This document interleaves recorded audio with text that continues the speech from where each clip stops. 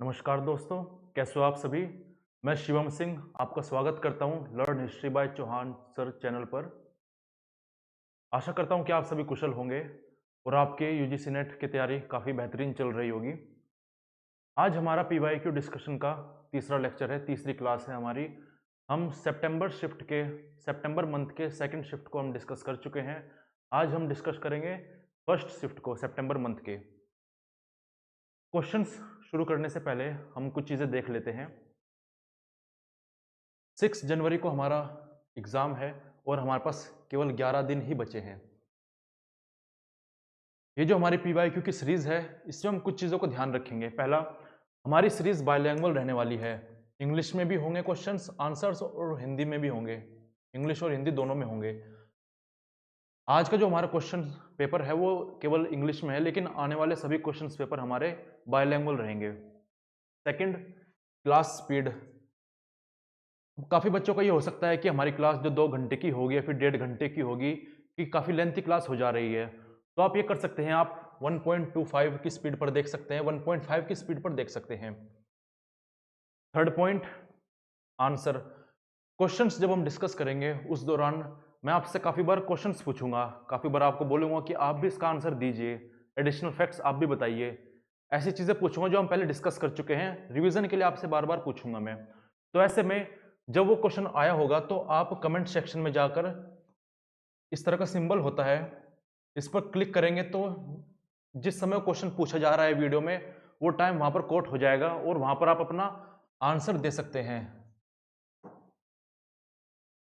Next, हम हर एक video lecture में 50 क्वेश्चंस को डिस्कस करेंगे और ये ऐसा कब तक चलेगा, ऐसा 5 जनवरी तक चलेगा। उसके बाद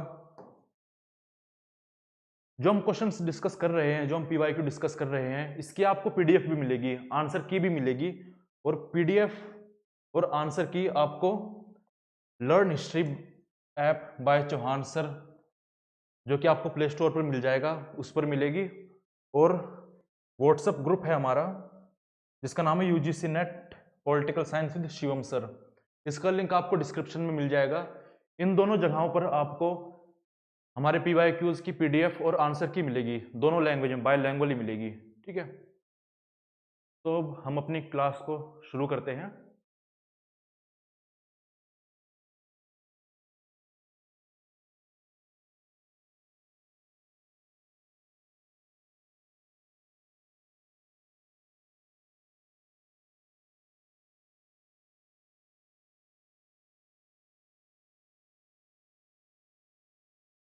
आज का हमारा पहला क्वेश्चन है,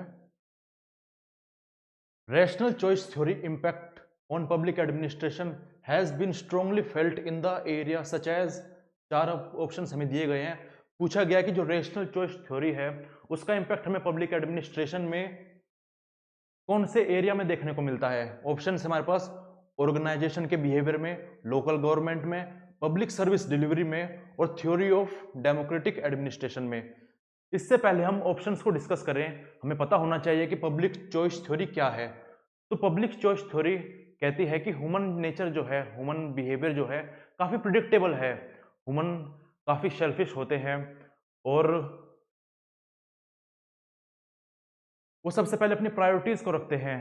वो चाहते हैं कि मैक्सिमम बेनिफिट मिल जाए कम से कम कॉस्ट में, कम लागत में, कम से कम कॉस्ट में ज्यादा से ज्यादा बेनिफिट को अचीव करने की कोशिश करते हैं वो लोग, ह्यूमंस। कुछ फीचर्स हैं रेशनल चॉइस थ्योरी के, जो कहती है कि पहला, ह्यूमन जो है सेल्फिश है, वो सबसे पहले अपनी प्रायोरिटीज को रखता है। दूसरा है, ह्यूमन जो है यूटिलिटेरियन है, वो उपयोगीवादी है। वो किसी भी वस्तु की, किसी भी चीज की उपयोगिता देखता है। वो देखता है किस प्रकार से कोई वस्तु मुझे किस प्रकार से ज्यादा से ज्यादा बेनिफिट पहुंचा सकती है। ठीक है, तो ये दोनों इसके मेन प्रिंसिपल है। और तीसरा, रेशनल चॉइस थ्योरी ये कहती है कि ह्यूमन एक इक्वेशन को फॉलो करता है। वो इक्वेशन क्या है? Cost benefit. ये थ्योरी कहती है कि ह्यूमन अपने चुनाव इस प्रकार से करता है कि उसको ज्यादा से ज्यादा बेनिफिट हो कम से कम लागत में।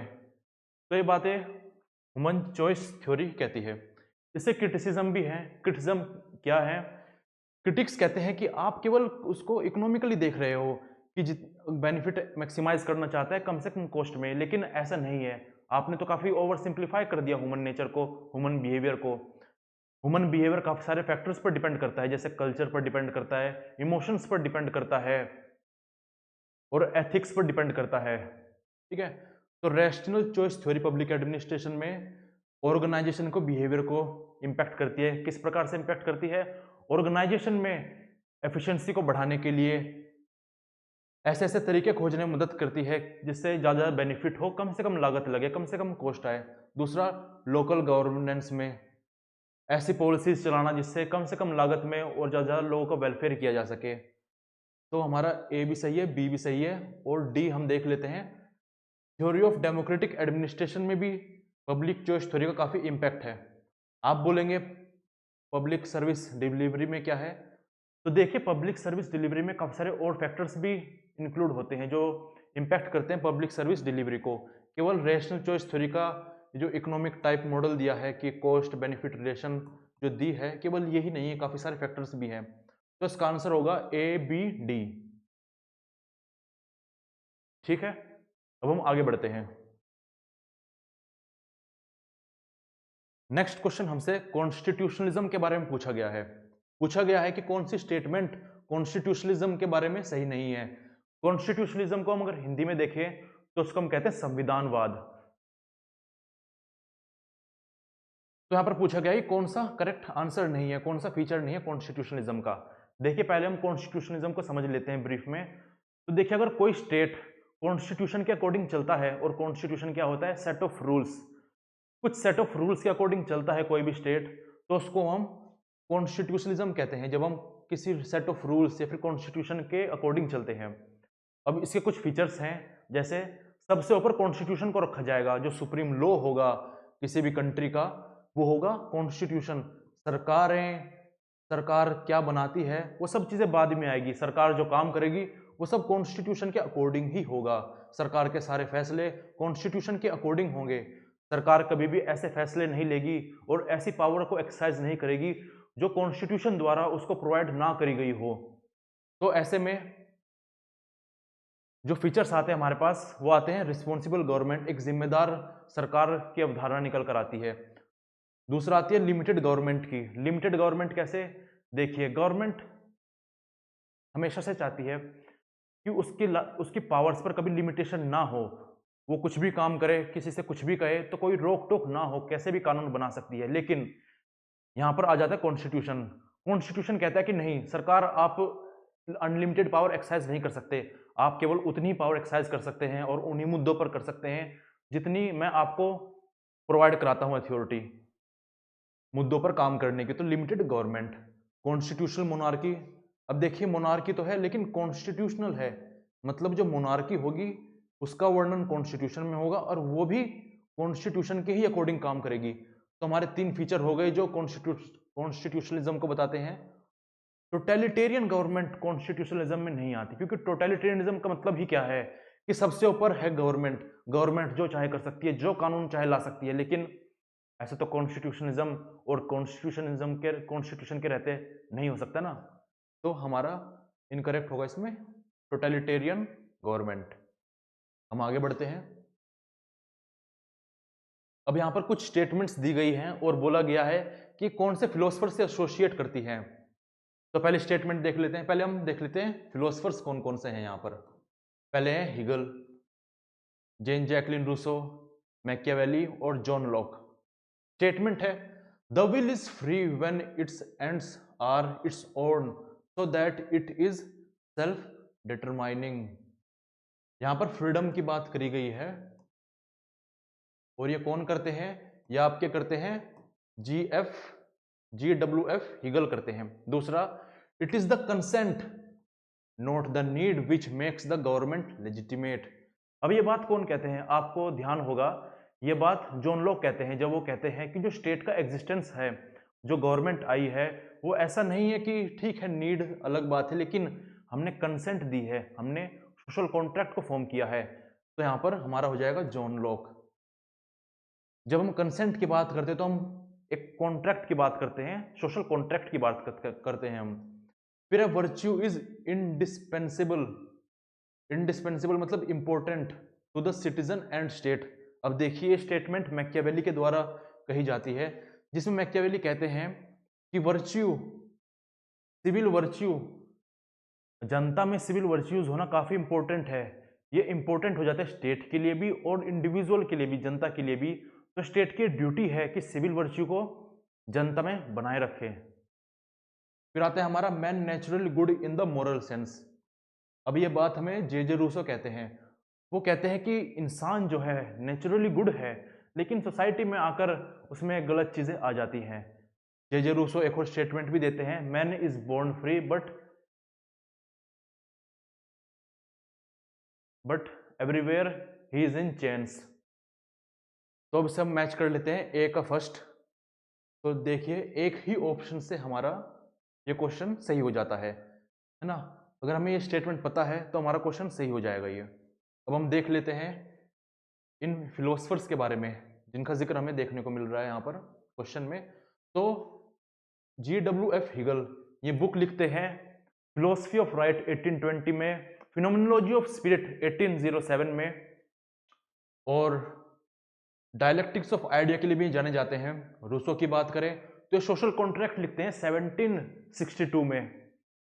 मैकियावेली की बात करें, इनकी दो काफी फेमस बुक्स हैं, पहली है प्रिंस जिनको 1513 में लिखते हैं, और दूसरा डिस्कोर्सेज ऑन लेवी जिनको 1531 में लिखते हैं।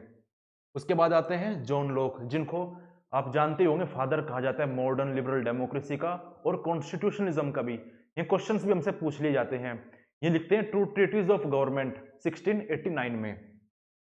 ठीक है, अब हम सोशल कॉन्ट्रैक्ट हमने नाम ले ही दिया है तो हम ये जान ले, तीन सोशल कॉन्ट्रैक्चुअलिस्ट काफी फेमस हैं, जॉन लॉक, होब और रूसो। अब हम आगे बढ़ते हैं।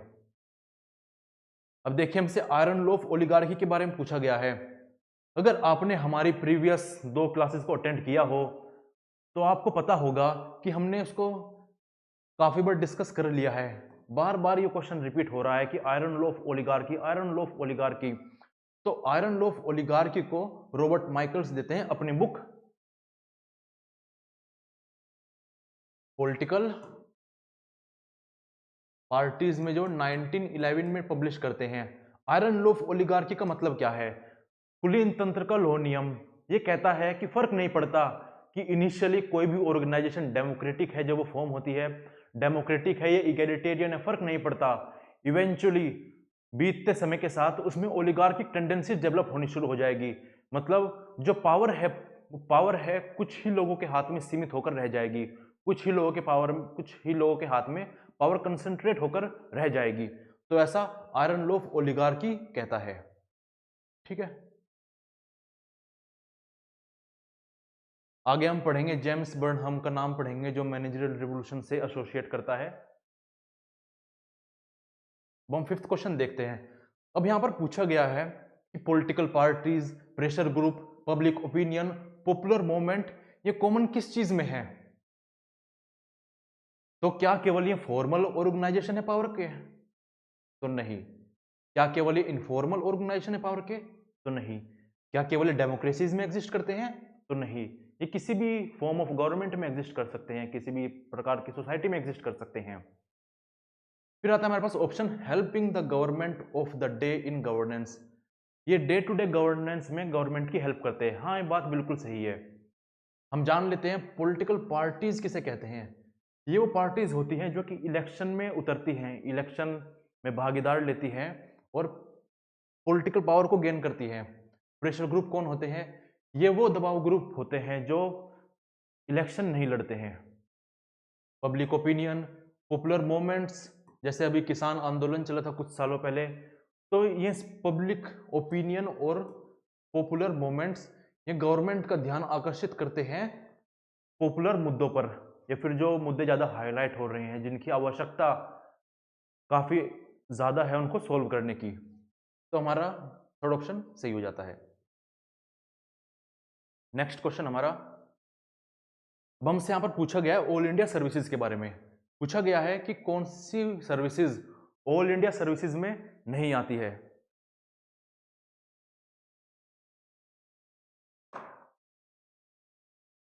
तो देखिए, कॉन्स्टिट्यूशन में अगर हम बात करें तो ऑल इंडिया सर्विसेज में इंडियन एडमिनिस्ट्रेटिव सर्विस का जिक्र हमें देखने को मिलता है, इंडियन पुलिस सर्विसेज का हमें जिक्र देखने को मिलता है, और इंडियन फॉरेस्ट सर्विसेज का हमें जिक्र देखने को मिलता है। किसका हमें जिक्र देखने को नहीं मिलता? कस्टम सर्विसेज और फॉरेन सर्विसेज। तो इसका आंसर होगा, देखो इसने नोट पूछा है जो ऑल इंडिया सर्विसेज में नहीं आती है, तो होगा सी एंड डी। अब हम एडिशनल इंफॉर्मेशन देख लेते हैं। ऑल इंडिया सर्विसेज की बात आर्टिकल 312 में करी गई है। आर्टिकल 312 पार्ट 14 में आता है इंडियन कॉन्स्टिट्यूशन के। पार्ट 14 इंडियन कॉन्स्टिट्यूशन का क्या कहता है? Services under union and state, जो कि आर्टिकल 308 से लेकर आर्टिकल 323 तक जाता है। इसमें ऑल इंडिया सर्विसेज की बात करी गई है, रिक्रूटमेंट की बात करी गई है, कंडीशंस की बात करी गई है, सर्विस कंडीशंस की बात करी गई है, प्रोसीजर क्या रहेगा रिक्रूटमेंट का, सारी चीज़ों की बात की गई है इसमें। अब हम आगे बढ़ते हैं। अब हमारा नेक्स्ट क्वेश्चन है फॉरेन पॉलिसी से। यहाँ पर कुछ ट्रीटीज, कुछ एग्रीमेंट्स दी गई हैं और बताना है कि कौन कौन सी इसमें से करेक्ट है। तो पहले हम देख लेते हैं। पहला पूछा गया है क्या इंडिया ने, देखिए करेक्ट पूछा गया है हमसे, हमें इस बात का भी ध्यान रखना है कि हमसे क्या करेक्ट पूछा गया है या फिर इनकरेक्ट पूछा गया है। आमतौर पर तो करेक्ट ही पूछा जाता है, लेकिन कई बार इनकरेक्ट पूछा जाता है, और ऐसे में अवेयरनेस होने की वजह कमी से हम उसको करेक्ट ही समझ लेते हैं और क्वेश्चंस को गलत कर जाते हैं। फिर घर आकर पता लगता है कि यार ये तो आसान क्वेश्चन था और हम इसको गलत करके आ गए हैं। तो इसमें बोला गया है क्या इंडिया ने आरसीईपी को साइन किया है? आरसीईपी क्या है? Regional comprehensive economic partnership. तो मैं आपको बता देना चाहता हूं कि इंडिया ने इसको साइन नहीं किया है। आरईसीपी क्या है?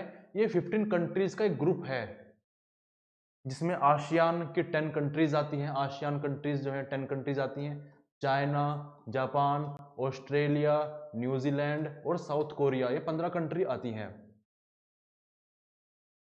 इस ग्रुप का, इस पार्टनरशिप का उद्देश्य ये है कि साउथ एशिया में हमें फ्री ट्रेड एग्रीमेंट को स्टैब्लिश करना है। सबसे बड़ा free trade agreement. Free trade agreement क्या होता है कि जब हम देशों के बीच में व्यापार करें तो कोई ड्यूटी ना लगे, कोई टैक्स ना लगे। अब आप पूछेंगे फिर इंडिया ने इसमें भागीदारी क्यों नहीं ली, इंडिया इससे बाहर क्यों आ गया? तो मैं आपको बताना चाहता हूं कि इंडिया ने पहले कंसिडर किया कि ठीक है हम इसका पार्ट होंगे, लेकिन फिर बाद में इंडिया ने एनालिसिस किया। इंडिया ने पाया कि अगर हमने फ्री मार्केट कर दिया, सारे टैक्सेस को हटा दिया, तो चाइनीज गुड और ऑस्ट्रेलियन डेयरी प्रोडक्ट्स जो कि काफी सस्ते हैं as compare to Indian products and Indian dairy products, तो क्या होगा? चाइनीज प्रोडक्ट की बाढ़ आ जाएगी भारत में।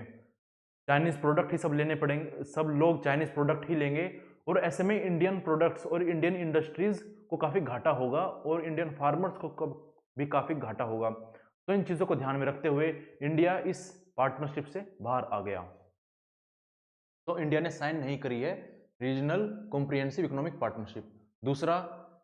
दूसरी स्टेटमेंट कहती है कि इंडिया ने एनपीटी साइन करने से मना कर दिया। क्यों? क्योंकि वो डिस्क्रिमिनेटरी है। तो मैं बताना चाहता हूं आपको कि ये स्टेटमेंट बिल्कुल सही है। और एनपीटी क्या है? Non proliferation treaty. ये 1968 में साइन करी गई थी। 1968 में ये ट्रीटी कहती है कि हम न्यूक्लियर वेपन को प्रोलिफरेट नहीं करेंगे। प्रोलिफरेट का मतलब फैलाएंगे नहीं। फैलाने का मतलब है जैसे अगर हमारे पास न्यूक्लियर वेपन है तो हम किसी नॉन न्यूक्लियर वेपन कंट्री को न्यूक्लियर वेपन नहीं देंगे, उनको कोई तरीका नहीं बताएंगे न्यूक्लियर वेपन को डेवलप करने का। तो इंडिया ने इसको साइन नहीं किया। इंडिया कहता है कि डिस्क्रिमिनेटरी है। क्यों? क्योंकि इस समय तक यूके, यूएसए और यूएसआर ने न्यूक्लियर वेपन्स को डेवलप कर लिया था। अब इंडिया का कहना था कि भाई देखो, आपने तो न्यूक्लियर वेपन डेवलप कर लिया, अब हमारा क्या, या फिर जिन लोगों ने डेवलप नहीं किया उनका क्या?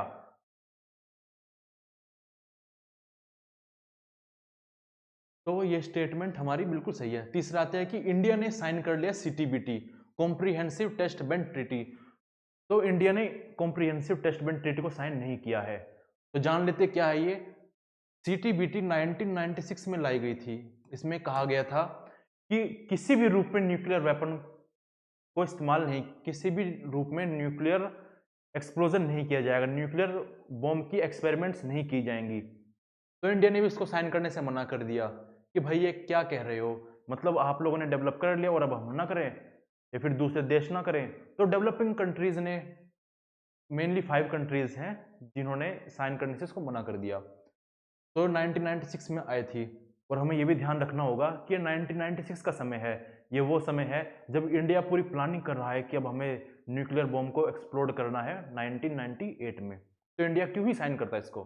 फिर आता है इंडिया हैज साइंड पीटीबीटी। तो ये स्टेटमेंट बिल्कुल सही है। इंडिया ने 1963 में पीटीबीटी को साइन किया है। पीटीबीटी क्या है? पार्शियल टेस्ट बैंड ट्रीटी, जो कहती है कि हम न्यूक्लियर वेपन को एक्सप्लोड नहीं करेंगे आउटर स्पेस में, और 3 जगह हम इसको एक्सप्लोर नहीं करेंगे। एक तो डीप ओशन में हम इसको एक्सप्लोर नहीं करेंगे, एक तो आउटर एटमॉस्फेयर में हम इसको एक्सप्लोर नहीं करेंगे, और तीसरा है कि हम इसको लैंड पर एक्सप्लोर नहीं करेंगे। तो इंडिया ने साइन कर लिया कि चलो ठीक है, तो कोई समस्या नहीं है। लेकिन इसमें एक चीज़ इंक्लूड नहीं करी गई है। कमेंट सेक्शन में आप बताइए जिसका फायदा इंडिया ने बाद में उठाया। कमेंट सेक्शन में बताइएगा। और मैंने आपको बताया कमेंट सेक्शन में किस प्रकार से बताना है। जब आप कमेंट करोगे तो वहां पर एक ऐसा सिंबल बना हुआ आएगा, तो इस पर क्लिक करना है। इससे क्या होगा? टाइम कोड हो जाएगा, उससे और लोगों को पता रहेगा कि हाँ इस समय पर यह आंसर दिया गया है ना। तो इंडिया ने पीटीबीटी साइन की थी। फिर आता है India support CBDR, common but differentiated responsibilities in climate change negotiations. तो हाँ, इंडिया सपोर्ट करता है CBDR को। अब कॉमन बट डिफरेंशियल रिस्पॉन्सिबिलिटी क्या है? ये 1992 में अर्थ समिट जो रियो डी जेनेरो में हुआ था, वहां पर डिसाइड किया गया था। ये क्लाइमेट चेंज के रिगार्डिंग है। इसमें कहा जाता है कि ठीक है, सबकी रिस्पॉन्सिबिलिटी है क्लाइमेट चेंज से डील करना, चाहे वो डेवलप्ड कंट्री हो, चाहे वो डेवलपिंग कंट्री हो, चाहे वो अंडर डेवलप्ड कंट्रीज हो। लेकिन यहाँ पर फिर एंगल आता है डेवलपिंग कंट्रीज का, अंडर डेवलप्ड कंट्रीज का। ये कहते हैं कि ठीक है, हम सबकी रिस्पॉन्सिबिलिटी है कि एनवायरनमेंट को बचाना है, क्लाइमेट चेंज को रोकना है, लेकिन ये रिस्पॉन्सिबिलिटी इक्वल नहीं है। आप लोग तो डेवलप कर गए, आप लोगों ने 100-200 सालों से बतेरा माल फूका, और अब जब हमारी बात आई तो आप लोग बोल रहे हो कि अब कोई भी माल नहीं फूकेगा। माल मतलब जो थर्मल एनर्जी, कोल का इस्तेमाल करते हैं, पोल्यूशन जो क्रिएट होता है, इसका तात्पर्य इस चीज से है। तो अब आप लोगों ने इसे तो इस्तेमाल कर लिया, अब आप लोग डेवलप हो चुके हो, आप पे टेक्नोलॉजीज आ चुकी है, आप में सभी प्रकार का इंडस्ट्रियलाइजेशन डेवलपमेंट हो चुका है, अब आप लोग बिल्कुल निश्चिंत हो। अब आप लोग बोल रहे हो कि बराबर की रिस्पॉन्सिबिलिटी है, तो ऐसा नहीं है। रिस्पॉन्सिबिलिटी सबकी अलग अलग है, अपनी क्षमता अनुसार सबकी रिस्पॉन्सिबिलिटी बनती है ना। तो ये ऑप्शन सही है। तो हमारा option B, D, E option हमारे सही है। B, D, E ऑप्शन हमारा सही है। तो इस प्रकार से हमारा C सही हो जाएगा। अब हम आगे बढ़ते हैं। अब देखिए क्या पूछा गया है, Hindu theory of international relation किसके द्वारा लिखी गई? अब देखिए क्वेश्चन इंटरनेशनल रिलेशन से है, लेकिन कहां पर आ रहा है? घूमकर इंडिया में ही लाया जा रहा है।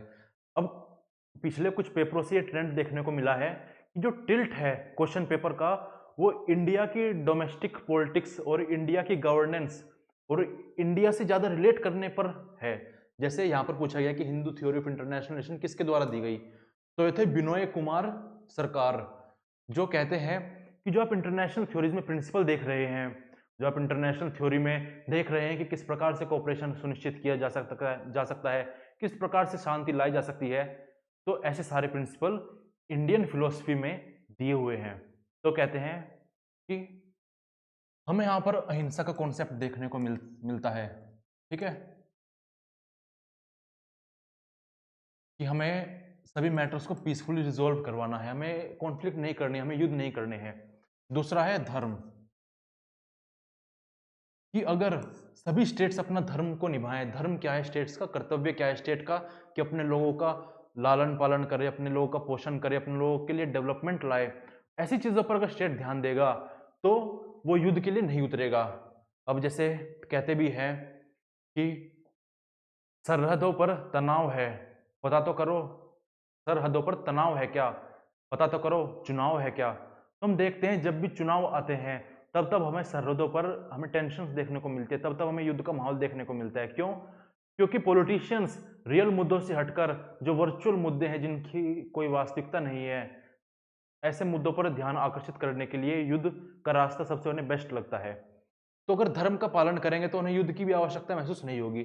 तीसरा है वासुदेव कुटुंबकम, ये पूरी अर्थ ही हमारी फैमिली है। अगर ऐसी अवधारणा लेके चलें तो तेरा मेरा की अवधारणा, तेरा मेरा की भावना नहीं आएगी, है ना। तो इस प्रकार से है। तो बिनोय कुमार सरकार भी बोलते हैं। अब देखिए हमारा कॉन्सेप्ट आता है, ये पूछा गया है पॉलिटिकल डिके का कॉन्सेप्ट किसने दिया था। तो पॉलिटिकल डिके का कॉन्सेप्ट दिया था सैमुअल पी हंटिंगटन ने अपने बुक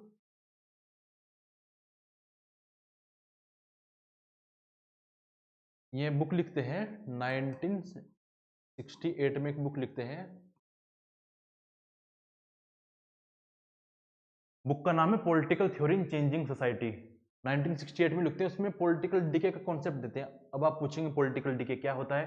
देखिए दो चीजें होती है, पॉलिटिकल डेवलपमेंट और पॉलिटिकल डिके, है ना। पॉलिटिकल डेवलपमेंट और पॉलिटिकल डिके। डिके का मतलब है पतन होना।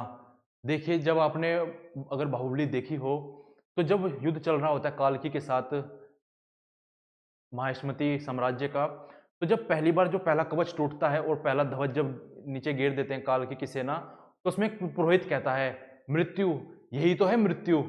तो ऐसे में ही काफी लक्षण होते हैं जो दिखाई देने पर काफी स्कॉलर्स कहते हैं यही तो है स्टेट की मृत्यु, यही तो है हम पतन की तरफ जा रहे हैं।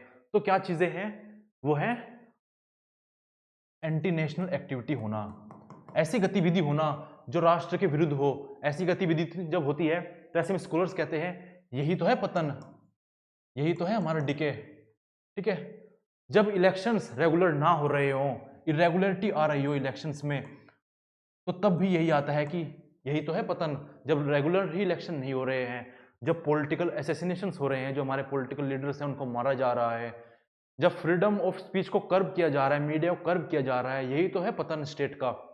तो ये सारे फैक्टर्स कहते हैं कि इन चीज़ों को अगर ये चीज़ें, ये फीचर्स अगर देखने को मिले हमें किसी पॉलिटिकल सिस्टम में, किसी स्टेट में, तो समझ लेना वो गर्द की तरफ जा रहा है, वो पॉलिटिकल डिगे की तरफ जा रहा है, उसका पतन होने वाला है। जैसे पाकिस्तान, है ना। अब Samuel P Huntington political development का कॉन्सेप्ट देते हैं 1966 में अपनी book aspects of political development. Sidney Verba Almond के साथ मिलकर एक बुक लिखते हैं civic culture political attitude in 5 democracies 1963 में, आई थिंक सो, है ना। नेक्स्ट क्वेश्चन है हमारा। अब देखिए एडमिनिस्ट्रेशन से हमारा क्वेश्चन है, पूछा गया है management by objectives was the key idea put forward by Peter Druckers. तो Peter Druckers management by objective MBO का कॉन्सेप्ट प्रैक्टिस ऑफ मैनेजमेंट नाम की बुक में देते हैं, जो कि 1954 में पब्लिश होती है। देखिए मैं आपको एक चीज बता देता हूं कि एडमिनिस्ट्रेशन में पीटर ड्रकर से जो क्वेश्चन पूछा जाएगा, 3 चीजें पूछी जा सकती हैं। क्या? कि मैनेजमेंट बाय ऑब्जेक्टिव कौन से फिलोसफर से, कौन से स्कॉलर से रिलेट करता है, तो है पीटर ड्रकर्स। पीटर ड्रकर ने कौन सी बुक लिखी थी? तो प्रैक्टिस ऑफ मैनेजमेंट लिखी थी। या फिर कौन से साल में लिखी थी? 1954 में। इसके अलावा मुश्किल आपसे कुछ क्वेश्चन पूछा जाएगा मैनेजमेंट बाय ऑब्जेक्टिव में। 3-4 फैक्ट आपको ध्यान रखने हैं कि management by objective Peter Drucker से रिलेट करता है, Peter Drucker practice of management से रिलेट करते हैं, जो कि 1954 में लिखी गई थी। इसके अलावा इस टॉपिक से मुश्किल ही कोई क्वेश्चन पूछा जाएगा, ये याद कर लीजिए, आपका 1 या 2 क्वेश्चन हर पेपर में सही होगा ही होगा। आगे बढ़ते हैं हम। इसमें पूछा गया है कि इवेंट्स और इंसिडेंट्स को क्रोनोलॉजी में लगाना है जो इंडिया और चाइना के बीच में हुए हैं। देखिए इंडिया और सीनो हम चाइना के लिए इस्तेमाल करते हैं, ठीक है। तो चाइनीज इन्वेजन ऑफ इंडिया 1962, ये तो कौन ही भूलेगा, है ना। वुहान स्पिरिट एक मीटिंग हुई थी 2018 में, गलवान 2020 में, ये भी कौन ही भूलेगा, है ना। चेन्नई कनेक्ट ये 2019 की बात है। अब काफ़ी लोगों को आप आप में से काफी लोगों को इसके बारे में पता नहीं होगा। नाथुला सिरकिमिश ये क्या है? तो आपको इस बात को तो पता है, इस बात को तो सबको जानकारी है इस बात की कि 1962 में इंडिया चाइना की वॉर हुई थी और इंडिया ने काफी उसमें बैकलैशेस झेले थे, है ना। लेकिन आपको ये बात नहीं पता होगी कि 1967 में सिक्किम के पास नाथुला पास के पास भी इंडिया चाइना के बीच में कॉन्फ्लिक्ट हुई थी, जिसमें इंडिया के कुछ सैनिकों ने चाइनीज आर्मी को मार भगाया था। वहां से 40 चाइनीज सोल्जर्स मारे गए थे, कुछ ही इंडियन सोल्जर्स मारे गए थे। इसके बारे में आपको कुछ मुश्किल ही पता होगा, है ना। तो ये 1967 में हुआ था। चाइना ने सोचा कि 1962 में अब हमने इनको हरा दिया, हम आगे भी ऐसा काम करेंगे तो इंडिया कुछ नहीं कर पाएगा। लेकिन जब आई 1967 की बात, तो इंडिया ने इनको धोकर भगा दिया वहां से, है ना। तो क्रोनोलॉजी लगा लेते हैं हम। तो सबसे पहले आता है हमारा ए, है ना, वॉर 1962 की। उसके बाद आता है हमारा ई, 1967 का कॉन्फ्लिक्ट। उसके बाद आता है हमारा वुहान स्पिरिट, बी। उसके बाद आता है हमारा चेन्नई कनेक्ट, डी। उसके बाद हमारा गलवान, तो ए ई बी डी सी।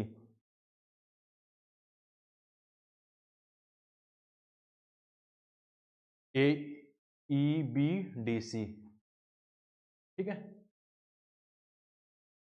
तो हमारा ये हो गया तो आंसर, मैं कर देता हूँ इसको, ठीक है। अब हम आगे बढ़ते हैं।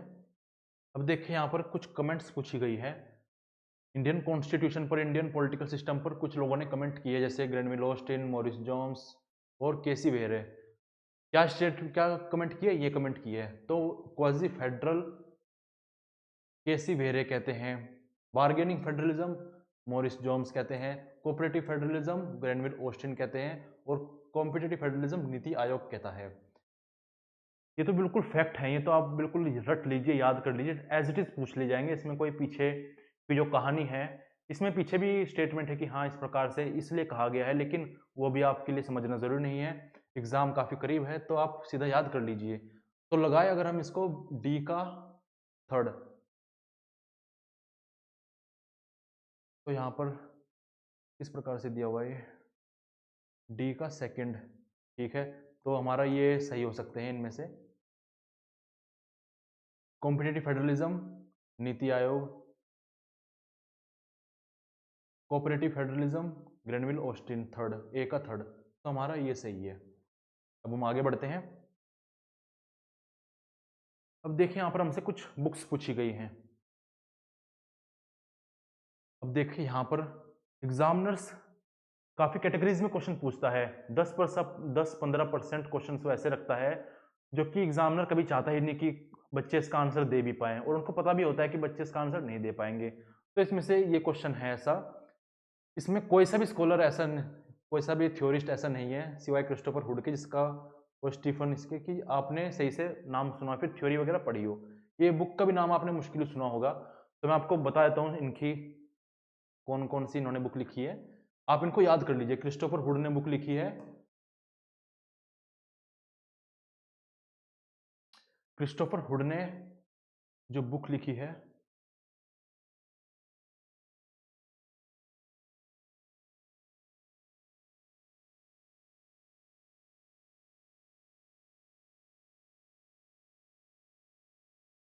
ठीक है, क्रिस्टोफर हुड ने बुक लिखी है the art of the state, culture, rhetoric and public management. और ओसबोर्न ने बुक लिखी है public management, critical perspective on business and management. Jan Erik Lane ने लिखी है new public management and introduction, और माइकल बेर्जेले ने लिखी है new public management, improving research and policy dialogue. हम आगे बढ़ते हैं।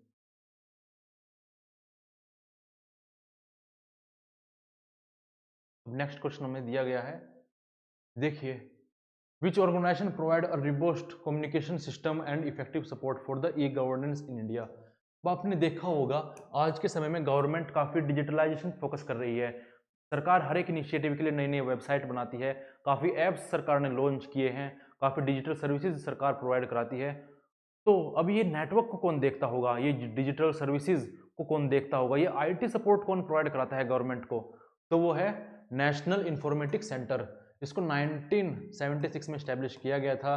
गवर्नमेंट की वेबसाइट्स को, पोर्टल्स को, ऐप को, है ना, जो डिजिटल सर्विसेज हैं सभी को कौन रेगुलेट करता है, आईटी सपोर्ट कौन प्रोवाइड कराता है? तो वो है नेशनल इंफॉर्मेटिक्स सेंटर। आगे बढ़ते हैं हम। अभी देखो काफी इंटरेस्टिंग क्वेश्चन है। यहाँ पर बोला गया who observe that intellectuals are the dominant group deputies. Dominant group के डिप्यूटीज हैं exercising the subaltern functions of social hegemony and political government. तो इस स्टेटमेंट में कहा गया है कि जो इंटेलेक्चुअल्स, जो बुद्धिजीवी हमें देखने को मिलते हैं, वो प्रतिनिधि हैं, वो एक प्रकार से डिप्यूटीज हैं, डोमिनेंट ग्रुप्स के द्वारा खड़े किए गए हैं डिप्यूटीज के रूप में सबल्टर्न फंक्शंस को परफॉर्म करने के लिए, सोशल हेजिमनी और पॉलिटिकल गवर्नमेंट की लेजिटिमेसी को बनाए रखने के लिए, अपनी पावर, अपने डोमिनेंस को बनाए रखने के लिए और आम जनमानस की बुद्धि फेरने के लिए इंटेलेक्चुअल्स को रखा गया है। अब आप बोलेंगे ये कैसी बात हुई? तो ये ऐसी बात हुई, मान लीजिए ये डोमिनेटिंग ग्रुप्स हैं सोसाइटी के, कैपिटलिस्ट मान लीजिए या फिर किंग मान लीजिए, ठीक है, ये बुद्धिजीवी लोग हैं इंटेलेक्चुअल्स, और ये है आम जनता, ठीक है, कॉमन मैन, मैंगो पीपल। अब देख लीजिए, आपने लिबरलिज्म की जब आइडियोलॉजी पढ़ी होगी तो काफी सारे थिंकर्स को आपने पढ़ा होगा, जैसे जॉन लॉक हो गया, एडम स्मिथ हो गया, है ना। ये सब स्कॉलर्स क्या कहते हैं? ये फ्री मार्केट सोसाइटी के बारे में कहते हैं। ये कहते हैं स्टेट को पीछे हो जाना चाहिए और इंडिविजुअल को फ्रीडम दे देनी चाहिए कि जो वो करना चाहे, जिस प्रकार का बिजनेस वो करना चाहे कर सके। ये हमारे इंटेलेक्चुअल्स ने, जॉन लॉक, एडम स्मिथ वगैरह ने कहा, ठीक है। किसको कहा? जनता को कहा। अब देखिए इनडायरेक्टली इससे किसको फायदा हो रहा है? ये उनको फायदा पहुंचाने की बात हो रही है जिनके पास पैसा है, जो बिजनेस खड़ा कर सकते हैं, जो नहीं चाहते कि सरकार बीच में अड़े और जो दबे कुचले लोग हैं उनका वेलफेयर करें हमसे टैक्स लेकर। तो अल्टीमेटली किसको फायदा पहुंचा रहे हैं? ये कैपिटलिस्ट लोगों को फायदा पहुंचा रहे हैं। एक और एग्जाम्पल दूं मैं आपको, मध्यकाल में आपने चर्च का इंस्टीट्यूशन काफी फेमस देखा होगा कि चर्च बोलता है, चर्च रिलीजन को डिक्टेट करता है, रिलीजन को, है ना, और लोग काफी मानते भी थे चर्च को। अब चर्च क्या कहता था लोगों को? मिडिवल टाइम में आपने थ्योरी पढ़ी होगी कि divine origin of state, divine origin of king, है ना, king is the representative of God on earth, state is the representative of God on earth. तो ये किसने फैलाया डिस्कोर्स? ये चर्च और रिलीजन ने तो फैलाया कि जो स्टेट है ये दिव्य है, राजा दिव्य है, इसकी बात मानना धर्म का काम है। ऐसी ऐसी बातें किसको बताई? जनता को बताई। और इसको अल्टीमेटली फायदा किसको हुआ? इसका फायदा किंग को हुआ। तो यही बात करी गई है और ये बात कौन कहते हैं? एंटोनियो ग्राम्स्की कहते हैं। एंटोनियो ग्राम्स्की कहते हैं। अब हम एडिशनल फैक्ट के रूप में देख लेते हैं। एंटोनियो ग्राम्स्की बुक लिखते हैं प्रिजन नोटबुक 1929 में। माओ जेडोंग मार्क्सिज्म को पहली बार एशियन कंडीशन के हिसाब से लगाते हैं। अब आप बोलेंगे स्टालिन आए थे या फिर उससे पहले लेनिन आए थे, तो लेनिन ठीक है थे, लेकिन एशियन कंडीशन के हिसाब से माओ जेडोंग ने मार्क्सिज्म को इंडिया में पहली बार लगाया था। कार्ल मार्क्स थे, ये बुक लिखते हैं इकोनॉमिक एंड फिलोसफिकल मैन्युस्क्रिप्ट 1844 में। फ्रांस फैनोन दो बुक लिखते हैं ये, रेचर्ड ऑन द अर्थ और ब्लैक स्किन व्हाइट मैन, ठीक है। आगे बढ़ते हैं हम इसी के साथ। अब यहां पर हमसे कंजर्वेटिज्म के बारे में पूछा गया है, तो अगर आप ध्यान से देखें, सभी ऑप्शंस को पढ़ें, ये हमारे सारे ऑप्शंस हो गए, है ना, कंजर्वेटिज्म के बारे में। तो आप ये जानोगे कि कोई ऑप्शन हमारा सही हो या ना हो, लेकिन एक ऑप्शन तो हमारा है जो बिल्कुल हमें विश्वास है कि बिल्कुल सही ही होगा। तो कौन सा है?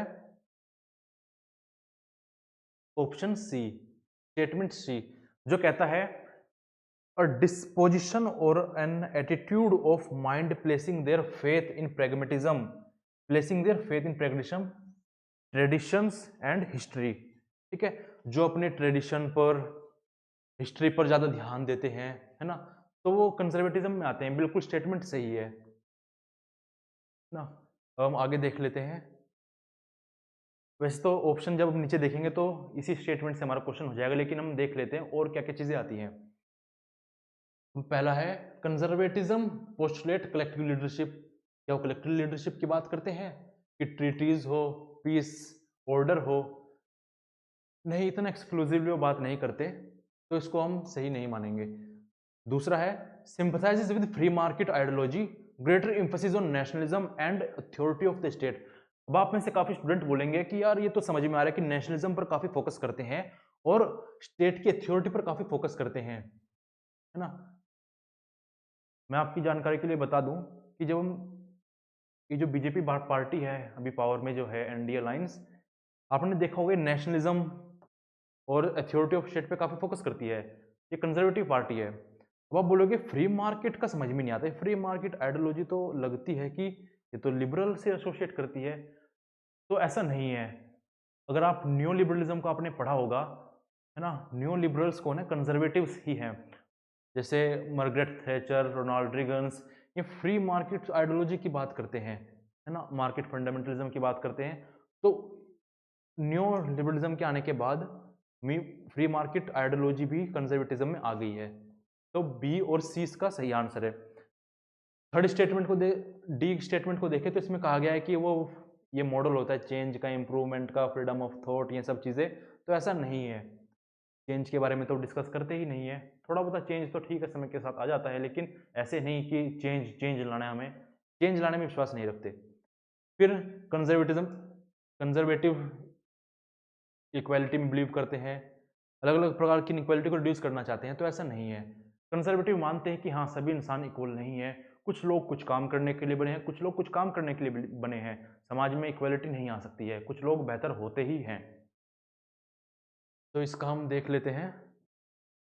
तो इसका हमारा है, इसमें हमसे पूछा गया है, करेक्ट स्टेटमेंट पूछी गई हमसे। तो करेक्ट स्टेटमेंट हमारी है बी और सी। हम आगे बढ़ते हैं। अब देखिए यहाँ पर पूछा गया है जो डायलेक्टिक्स है, लॉ ऑफ डायलेक्टिक्स, इसको अगर हम देखें सोशल लाइफ में तो किस प्रकार से एप्लीकेबल किया गया है। डायलेक्टिक्स का जो लॉ है, जो हीगल देते हैं, तो इसको एक हिस्टोरिकल मटेरियलिज्म के रूप में मार्क्स इंप्लीमेंट करते हैं इसको। वो कहते हैं हिस्ट्री जो है ना, वो प्रोग्रेशन है। क्या? Historical materialism. वो डायलेक्टिक है इस प्रकार का कि एक व्यवस्था आई, उसमें कमियां निकली, फिर उन कमियों के खिलाफ विद्रोह हुआ तो नई व्यवस्था उभर कर आई।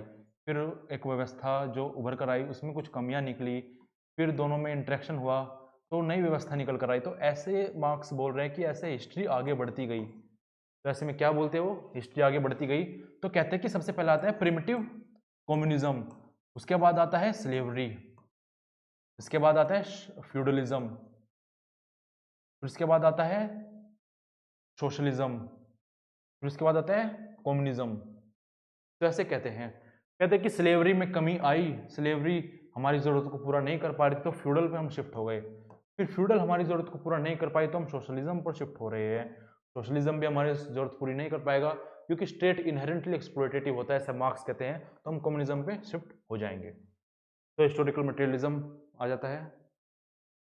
अब यहाँ पर पॉलिटिकल पार्टीज दी गई है और पूछा गया है कौन से नेशन से एसोसिएट करती हैं। तो लेबर पार्टी जो है ब्रिटेन से एसोसिएट करती है। ब्रिटेन में दो प्रकार की पार्टी है, लेबर पार्टी और conservative party. Republican party America से एसोसिएट करती है, अमेरिका में दो प्रकार की पार्टी है, रिपब्लिकन पार्टी और डेमोक्रेटिक पार्टी। तो आप कमेंट सेक्शन में बताइए कि डोनाल्ड ट्रंप जो भी सत्ता संभालने वाले हैं वो कौन सी पार्टी से बिलोंग करते हैं। अवामी लीग बांग्लादेश की है और इस्लामिक साल्वेशन फ्रंट ये अल्जीरिया की है। तो हम देख लेते हैं ए का थर्ड, ए का थर्ड, तो ये ऑप्शन हमारे दो गलत होंगे। बी का फोर्थ, बी का फोर्थ, फिर से दोनों सही है। सी का वन, सी का वन, ठीक है, तो हमारा ये सही है। आप कमेंट सेक्शन में आंसर करना मत भूलिएगा। और किस प्रकार से करना है, जब कमेंट करोगे आप तो वहाँ पर आपको एक इस प्रकार का सिंबल देखने को मिलेगा साइड में। तो इस पर जब आप क्लिक करोगे तो टाइम कोट हो जाएगा जब आपसे क्वेश्चन पूछा गया है। इसके साथ जब आप आंसर दोगे तो और बच्चों को भी रेफरेंस रहेगा कि हाँ इस मौके पर इस क्वेश्चन का ये आंसर था। इसके बाद हम आगे बढ़ते हैं, ठीक है। 19th क्वेश्चन पर हम देखते हैं। काफी जनरल क्वेश्चन है, काफी जनरल क्वेश्चन है। अगर आपको पता भी ना हो, देखो इसमें ईयर नहीं पूछा गया है, काफी अच्छी बात है। अगर किसी को बिल्कुल भी जानकारी नहीं है तो तब भी वो थोड़ा अपना सूझबूझ लगाकर, थोड़ा विवेक लगाकर इस क्वेश्चन को कर सकता है। कैसे? तो देखिए इसमें पूछा गया कि जो नए प्रोविजंस हैं under new provision under the consumer protection act क्या है। तो देखो नए प्रोविजन जब आते हैं तो कभी भी किसी भी चीज़ को लेकर जब नए प्रोविजन आते हैं तो वो बेकार नहीं होते, वो व्यवस्था को सही करने के लिए ही आते हैं। तो देखिए इसमें पूछा गया है न्यू प्रोविजन कौन कौन से हैं। तो देखिए strict norms for misleading advertisement, कि आप मिसलीडिंग एडवर्टीजमेंट नहीं दोगे, है ना। जैसे आपने गुटखा पान मसाला के देखे होंगे, है ना, विमल इलायची, जुबान केसरी, ये सब चीज़ें, तो ऐसे ऐड आप नहीं करोगे, तो ये बात ठीक है। दूसरा, establishment of central consumer protection authority, ये बात भी ठीक है, ये स्टैब्लिश करी गई थी जब कंज्यूमर प्रोटेक्शन एक्ट 2019 में अमेंडेड आया था, तो इसको हम फिर भी छोड़ देते हैं ना। आगे देखते हैं inclusion of e commerce and direct selling. अब देखते हैं आज के समय में काफ़ी ई कॉमर्स और डायरेक्ट सेलिंग का बढ़ रहा है, ई कॉमर्स प्लेटफॉर्म आ रहे हैं। पहले के समय में ऐसा नहीं था। 1986 में कंज्यूमर प्रोटेक्शन एक्ट आया था, उस समय तो कहाँ थी ई कॉमर्स, तो ठीक है इसको भी इंक्लूड कर लिया गया, है ना। अब alternate dispute resolution through mediation. अब देखिए मीडिएशन काफ़ी सरल और काफ़ी इफेक्टिव प्रक्रिया साबित हुई है किसी भी केस को रिजोल्व करने में, है ना। दो पार्टीज हैं, दोनों में डिस्प्यूट है ना। एक सर्विस प्रोवाइडर है, एक कंपनी है, एक है उपभोक्ता कंज्यूमर। ये कंप्लेन करता है कि आपने हमें सही से सर्विसेज नहीं प्रोवाइड कराई हैं। तो ऐसे में जो मीडिएटर होगा बोलेगा कि देखिए भाई आप दोनों मेरे सामने बैठिए और बैठकर मांडवाली कीजिए, अपना सुलझाइए बैठकर, और बिना कोई लड़े झगड़े, बिना कोई ज़्यादा समय लगाए एक मीडिएशन पे आइए कि चलो ना तेरी ना मेरी, इतने पर मान जाते हैं। तो ठीक है, ये भी सही है। अब लेकिन डी, ये ई स्टेटमेंट को देखिए, power of consumer to complain have been restricted.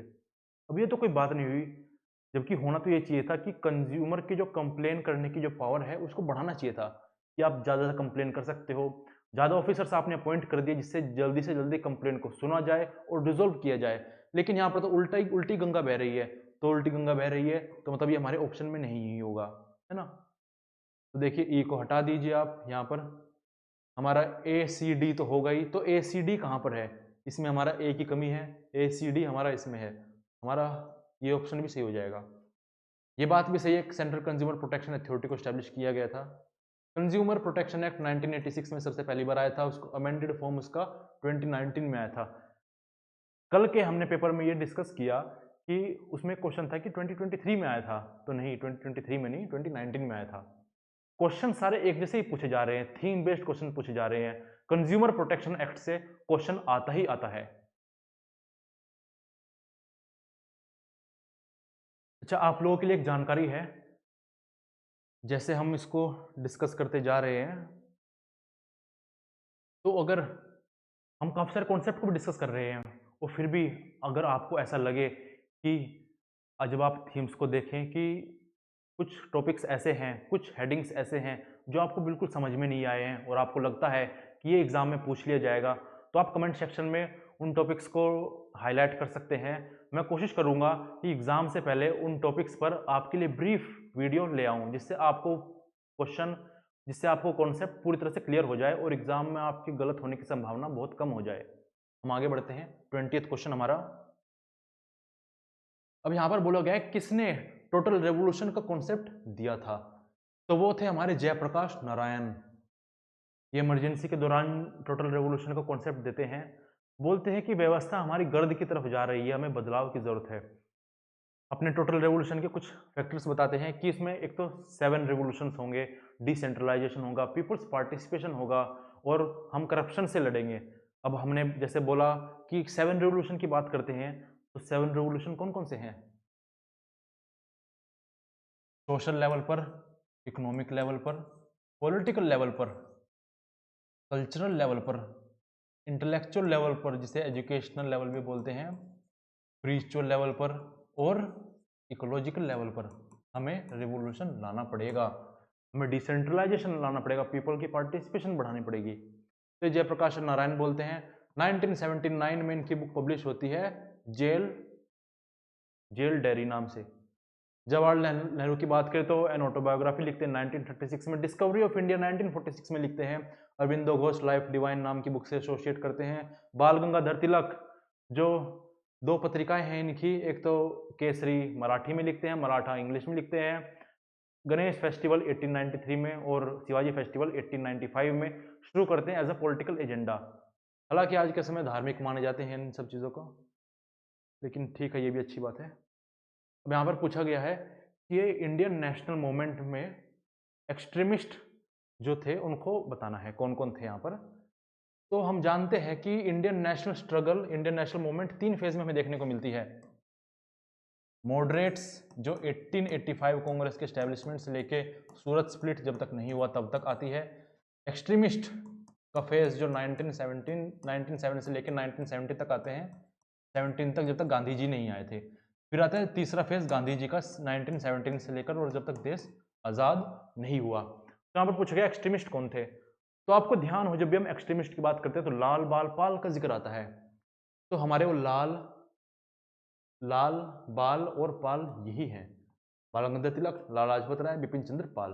तो ABC जो है ये हमारे आंसर हो जाएंगे, है ना। दादा भाई नौरोजी तो काफी पहले थे, ठीक है। अब यहाँ पर देखो ये सारे कांग्रेस से रिलेट करते हैं, कांग्रेस के बारे में थोड़ी चीजें जान लेते हैं।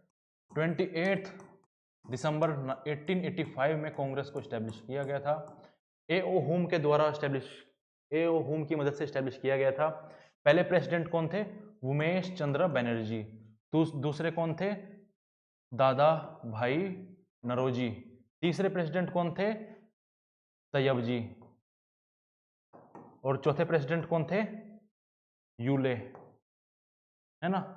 ये 1885 की बात है, 86 की बात है और 87 की बात है और 88 की बात है। आपसे इस प्रकार से भी क्वेश्चन पूछा जा सकता है कि हिंदू मुस्लिम क्रिश्चियन के रूप में किस प्रकार से आए थे। तो देख लीजिए, तैयब जी जो थे थर्ड थे और ये मुस्लिम थे, और यूले जो थे फॉरेनर अंग्रेज थे, तो है ना, इस प्रकार से चीजें पूछ ली जाती है।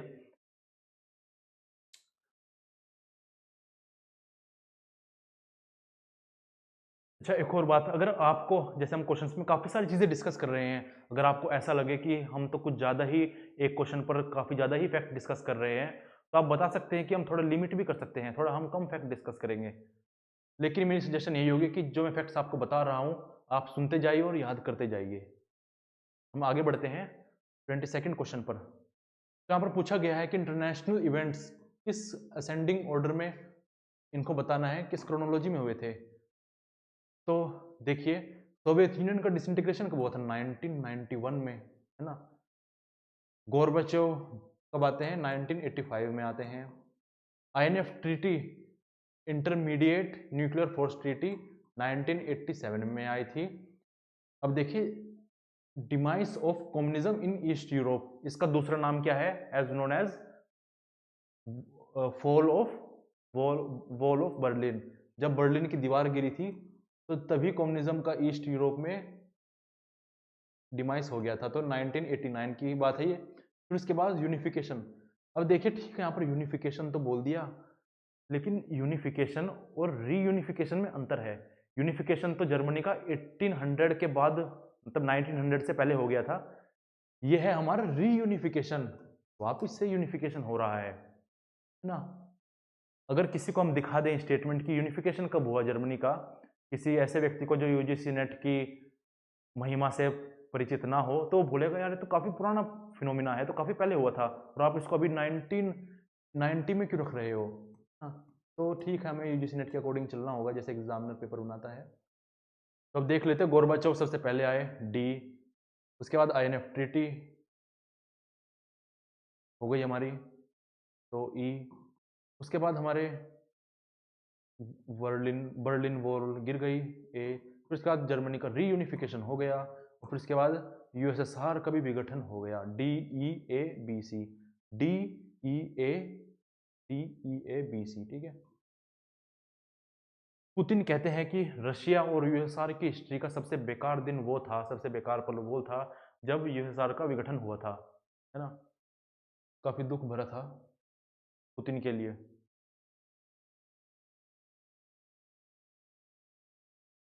आगे बढ़ते हैं हम। इसमें पूछा गया है कि ये जो स्टेट फॉर्मेशन को इनके असेंडिंग ऑर्डर में लगाना है। तो ठीक है, बिहार 1932 शायद, मतलब आज़ादी से पहले ही फॉर्म हो गया था। राजस्थान 1949, नागालैंड 1963, गुजरात 1960, हिमाचल प्रदेश 1971 में फॉर्म हो गया था। तो इस प्रकार से क्रोनोलॉजी लगा लेते हैं। तो बिहार सबसे पहले आएगा, तो हमारा ये ऑप्शन तो नहीं ही होगा। राजस्थान बाद में आएगा, तो हमारे दोनों ऑप्शन हट जाएंगे। फिर नागालैंड, नहीं, Bihar, Rajasthan, A B D तो नहीं दिया है, तो ठीक है। सबसे पहले बिहार आएगा, फिर राजस्थान आएगा, और फिर गुजरात आएगा, फिर नागालैंड आएगा, और फिर आएगा हिमाचल प्रदेश। इसको आप करेक्ट कर लीजिएगा, है ना, जब आप पढ़ेंगे करेक्ट कर लीजिएगा इसको। अब आगे देखते हैं हम। अब यहाँ पर पूछा गया है कि इनके ईयर ऑफ फॉर्मेशन के रिगार्डिंग को क्रोनोलॉजी में लगाना है। तो वर्ल्ड ट्रेड ऑर्गेनाइजेशन 1995 में इस्टेब्लिश हुई थी, नाटो 1949 में, है ना, IMF 1945 की घटना है, G20 1999 में, south Asian Association for Regional cooperation 1985 में इसका फॉर्मेशन हुआ था, ठीक है। तो इसको लगा लेते हैं क्रोनोलॉजी में। तो सबसे पहले कौन आया था, नाटो, है ना, बी, नहीं, सबसे पहले हमारा IMF आया था 45 में, तो C से शुरू होगा, तो B तो नहीं ही होगा। फिर नाटो आया था C के बाद B, तो ये दोनों हो सकते हैं। और 49 के बाद हमारा आया था 85E, फिर हमारा आया था A, और ठीक है D, तो हमारा ये ऑप्शन हमारा सही हो जाएगा, ठीक है। तो इस प्रकार से ये हो गया।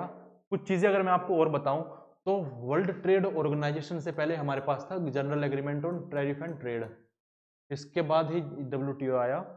नाटो को अगर हम देखें तो यूएसए का अलायंस था, ये यूएसए का ग्रुप था। इसके अगेंस्ट में यूएसआर के पास क्या ग्रुप था, वार्सो पैक्ट था, 1955 में आया था ये। IMF हो गया, G20 South Asian Association for Regional Cooperation, SAARC होगा यहाँ पर, इसको सार्क बोलते हैं हम, ठीक है। आगे बढ़ते हैं। अब देखिए यहां पर पूछा गया है कि एंटी कॉलोनियल स्ट्रगल का थिंकर किसे कहते हैं। तो हमारे पूरे पॉलिटिकल साइंस के सिलेबस में केवल एक ही थिंकर है जिसको हम एंटी कॉलोनियल स्ट्रगल और रिवोल्यूशनरी एक्शन से एसोसिएट करते हैं, जो कि है हमारे फ्रांस फैनॉन। बार बार लगातार कई बार PYQs में इसको आया, इसका जिक्र किया गया है, बार बार यही जिक्र मिलता है कि एंटी कॉलोनियल थिंकर कौन थे, एंटी कॉलोनियल स्ट्रगल के थिंकर कौन थे, होते फ्रांस फैनॉन। ये दो चीजें कहते हैं। पहली बात कहते हैं कि कॉलोनियलिज्म को हटा देना चाहिए, है ना, कॉलोनियलिज्म काफी बेकार है, इससे डिह्यूमन हो गए हैं रिलेशन। कैसे, समझ लीजिए जैसे ब्रिटेन ने इंडिया पर कब्जा कर लिया था, अब उनको फर्क नहीं पड़ता कि यहाँ पर किस तरह दरिद्रता से लोग मर रहे हैं, वो इंसान को इंसान समझना ही भूल जाते हैं। तो एक कॉलोनियलिज्म का अगेंस्ट विरुद्ध करते हैं अपनी book black skin white man में, ठीक है। फिर दूसरी बात करते हैं कि जो उत्पीड़न है, ये जो हम देख रहे हैं कॉलोनियलिज्म, ये ऐसे शांति से नहीं होगा कि शांति से हमने इसको रिमूव कर दिया, हमने नॉन वायलेंस, हम जैसे गांधी जी बात बताते हैं तो बोलते हैं कि ऐसे नहीं होगा ये सॉल्व। कैसे होगा, वॉयलेंट स्ट्रगल से, हमें हथियार उठाने ही पड़ेंगे, हमें लड़ना ही होगा। और ज़्यादातर आप देखें तो स्ट्रगल कॉलोनियलिज्म के अगेंस्ट वॉयलेंट ही हुए हैं। ये बात वो अपनी कौन सी बुक में कहते हैं, रेस्टेड ऑन द अर्थ नाम की बुक है इनकी, तो 2 बुक हैं इनकी, फ्रांस फैनॉन की। एंटोनियो ग्राम्स की हमने बुक देखी, प्रिजन डायरी, प्रिजन नोटबुक 1929 लिखते हैं। Hannah Arendt on the origin of totalitarianism लिखती है 1951 में शायद। इकोनॉमिक एंड फिलोसफिकल मैन्युस्क्रिप्ट 1944 में कार्ल मार्क्स लिखते हैं। अब हम आगे बढ़ते हैं। अब यहाँ पर बोला गया क्रोनोलॉजिकली लगाना है इन पॉलिटिकल फिलोसफर्स के क्लासिकल वर्क को, है ना। तो ठीक है, vindication of rights of women with stitches on moral and political subjects, ये आपकी लिखी गई थी 1792 में। हम ये सारी बुक डिस्कस कर चुके हैं, तो आप कमेंट सेक्शन में जरूर बताइए ये बुक किस किस ने लिखी है ना। Vindication of rights of women with stitches on moral and political subjects 1792 में। सोशल कॉन्ट्रैक्ट किसने लिखी है 1762 में, आप जरूर बताइएगा। Elements of philosophy of rights 1820 में, अभी हमने जिक्र करी थी कुछ क्वेश्चंस पहले, ऑन लिबर्टी, ये 1863 के आसपास 69 में लिखते हैं J.S. Mill. Economic and philosophical manuscript, अभी पिछले क्वेश्चन में ये मैंने बताया था कि इसको किसके द्वारा लिखा गया था। आप कमेंट सेक्शन में आंसर देना बिल्कुल भी मत भूलिएगा, क्योंकि टीचिंग जो प्रोसेस है ना, वो मोनोटोनस नहीं होना चाहिए कि मैं बोल रहा हूँ आप बस सुन रहे हैं। आप भी एंगेजमेंट दिखाइए मेरे साथ। जो मैं क्वेश्चन आपसे पूछता हूँ आप कमेंट सेक्शन में बताइए, मैं उनको देखूंगा और चेक करूंगा कि सही है नहीं। जिसके सही होंगे मैं उसको उसी कमेंट को हार्ट दे दूंगा, चैनल का, अपना नहीं। आगे बढ़ते हैं। ठीक है, तो इसमें क्रोनोलॉजी देख लेते हैं हम। तो सबसे पहले कौन सी आई 1792 में,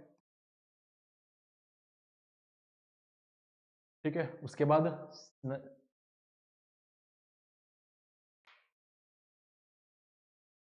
एक सेकंड, हम कहीं पर गलती कर रहे हैं क्या।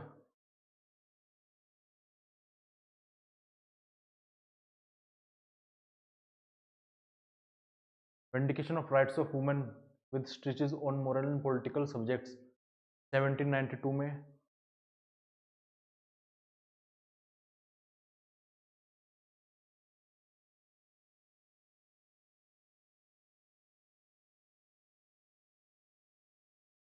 तो हाँ, तो हमारा ये सही है। अब यहाँ पर हमसे सीधी चीज़ें पूछी गई है ना। हमको पता होनी चाहिए कि सोशलिज्म से, फेमिनिज्म से, इकोलॉजिज्म से, मल्टीकल्चरलिज्म से कौन कौन से स्कॉलर्स, कौन कौन से फिलोसफर एसोसिएट करते हैं। तो E.F. Schumacher, Charles Taylors, Thomas Piketty और बेल हुक, है ना। तो सोशलिज्म से थॉमस पिकेटी एसोसिएट करते हैं, फेमिनिज्म से बेल हुक, इकोलॉजिज्म से हमारे E.F. ह्यूमर्स और मल्टीकल्चरलिज्म से हमारे चार्ल्स टेलर एसोसिएट करते हैं। तो इसका ऑप्शन हमारा ये हो जाएगा। तो हम आगे बढ़ते हैं इसमें।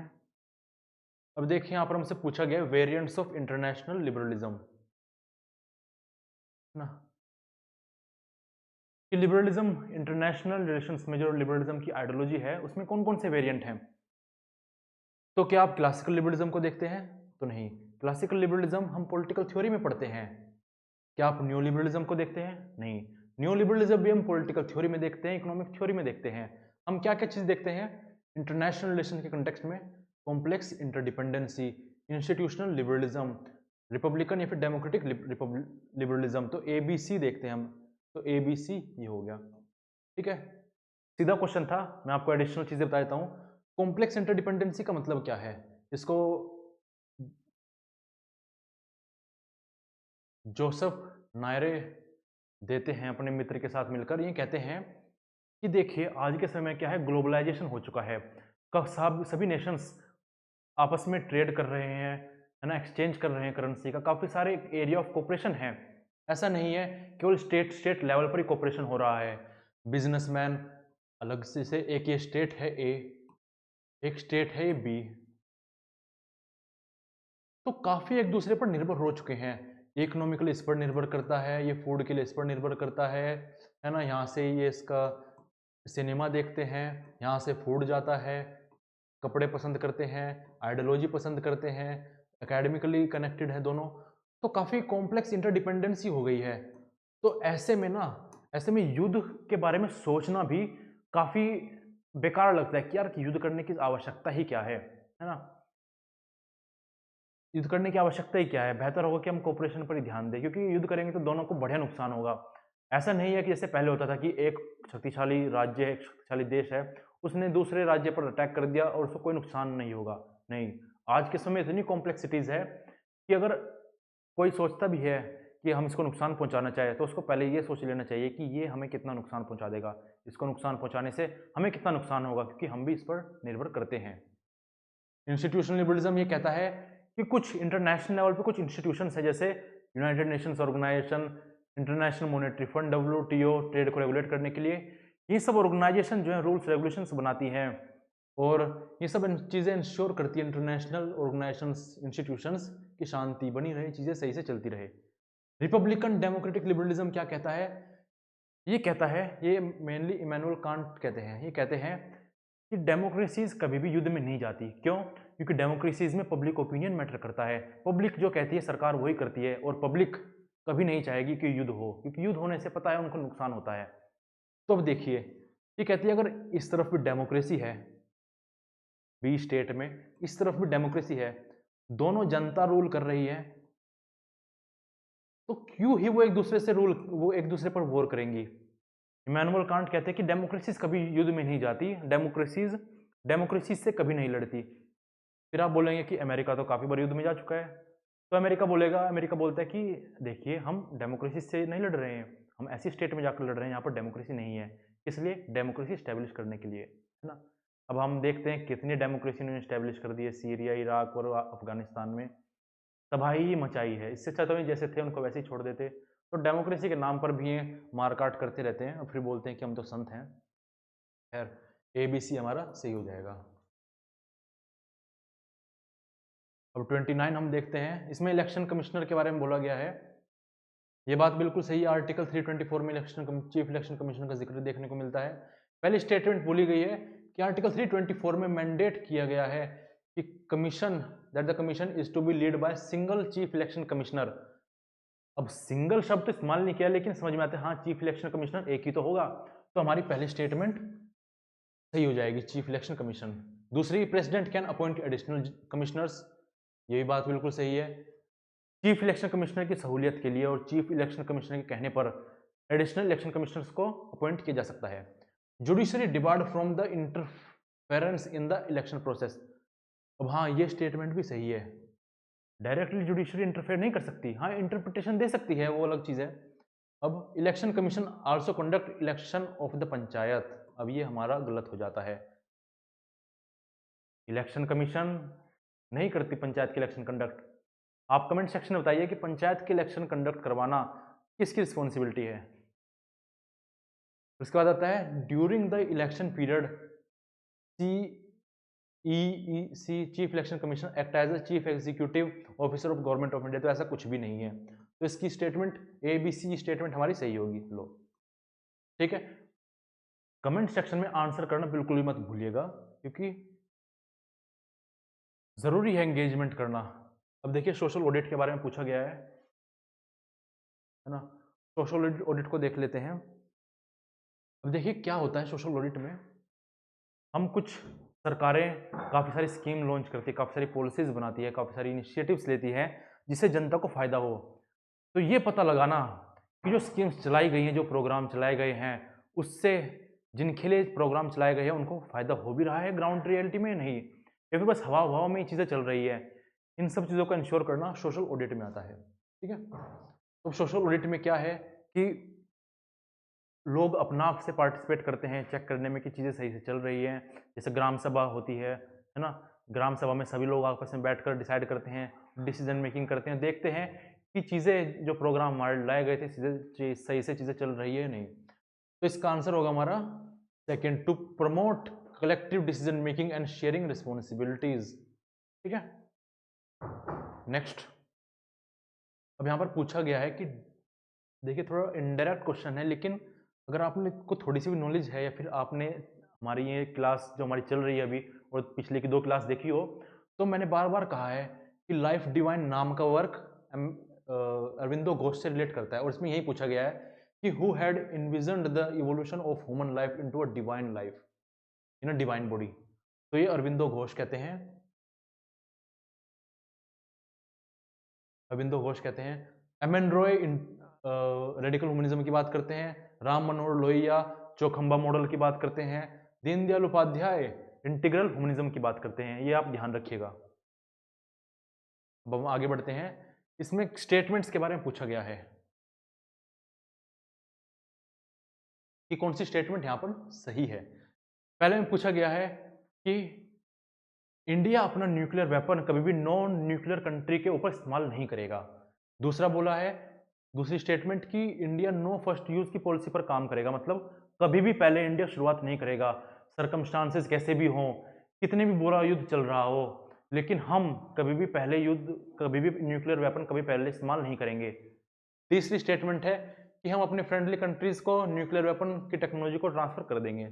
चौथी है कि हम न्यूक्लियर अम्ब्रेला अपने फ्रेंड्स नेबर्स जो है उन पर भी, उनके ऊपर भी कर देंगे। न्यूक्लियर अम्ब्रेला मतलब कि ठीक है आप पर भी अटैक करेगा, हम उन पर अटैक करेंगे, ऐसी बातें। वहाँ पे सोच रहे होंगे ये बातें कहाँ पर कही गई हैं, क्या किसी ने निश्चय किया है कि ये इन बातों का हम अमल करेंगे, फिर बस कह दिया है कि ठीक है, या फिर क्या कोई डॉक्यूमेंट है? तो मैं आपको बताना चाहता हूँ कि हाँ डॉक्यूमेंट है। तो ये बात है 2003 की। 1998 में इंडिया ने न्यूक्लियर बॉम्ब को एक्सप्लोड किया, अपना आपको न्यूक्लियर वेपन कंट्री घोषित किया। अब as a responsible country, as a leader, India ने फिर घोषणा करी कि देखो हम अपने न्यूक्लियर वेपन को इसी तरह इस्तेमाल करेंगे, ऐसा नहीं होगा कि कभी भी हम इस्तेमाल कर लेंगे। तो किसके अंडर में आया ये?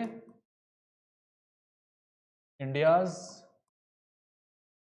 न्यूक्लियर डॉक्ट्रिन आती है 2003 में, जिसमें इंडिया कहता है कि हम कभी भी नॉन न्यूक्लियर कंट्री पर न्यूक्लियर वेपन का इस्तेमाल नहीं करेंगे, हम कभी भी पहले न्यूक्लियर वेपन का इस्तेमाल नहीं करेंगे, है ना, मतलब खाने का वेट करेंगे, पहले हम पर कोई अटैक करे फिर हम, है ना। अब ये भी सोचने की बात है क्या हमें पहले ये वेट करना चाहिए कि कोई दूसरी कंट्री हम पर अटैक करे फिर हम उसको जवाब देंगे। हमें ये बात का ध्यान रखना चाहिए कि हम जवाब देने लायक बचेंगे भी क्या न्यूक्लियर वेपन के बाद, ठीक है। तीसरा है कि हम, अगर हम पर अटैक होता है तो हम ऐसा मैसिव अटैक करेंगे, ऐसा मैसिव अटैक करेंगे, इतना बुरा हाल कर देंगे कि फिर वो देश वापस कभी खड़ा हो ही नहीं पाएगा। ये भी भारत कहता है, मैसिव रिटेलिएशन जिसे बोलते हैं। फिर इंडिया एक और बात बोलता है, क्रेडिबल मिनिमम डेटरेंस, कि हम इतने न्यूक्लियर वेपन को डेवलप करेंगे और इतने न्यूक्लियर वेपन को डेवलप करके मेंटेन करेंगे जिससे कोई हमारे ऊपर आग उठाकर भी ना देख सके, है ना। तो ये सारी स्टेटमेंट्स आती हैं। तो पहली स्टेटमेंट हमारी सी है कि हाँ नॉन न्यूक्लियर कंट्री पर हम न्यूक्लियर वेपन का इस्तेमाल नहीं करेंगे, नो फर्स्ट यूज की पॉलिसी पर ध्यान रखेंगे, फ्रेंडली कंट्रीज को ट्रांसफर करेंगे, नहीं ये ऐसा नहीं होगा कि नॉन प्रोलिफरेशन भी हमने साइन की है ना। अब हम न्यूक्लियर अम्ब्रेला स्प्रेड करेंगे, ये भी कुछ नहीं है। अब देखो E option, India will develop credible nuclear deterrence, हाँ बिल्कुल सही है। तो A B E, A B E, ठीक है, ये हो जाएगा इसका। आप कमेंट सेक्शन में बताइएगा कि पाकिस्तान ने कौन सी डेट को और कौन से मिशन के तहत न्यूक्लियर वेपन कंट्री अपने आप को घोषित किया था। अब 33rd क्वेश्चन हम देख लेते हैं। इसमें बोला गया कौन सा group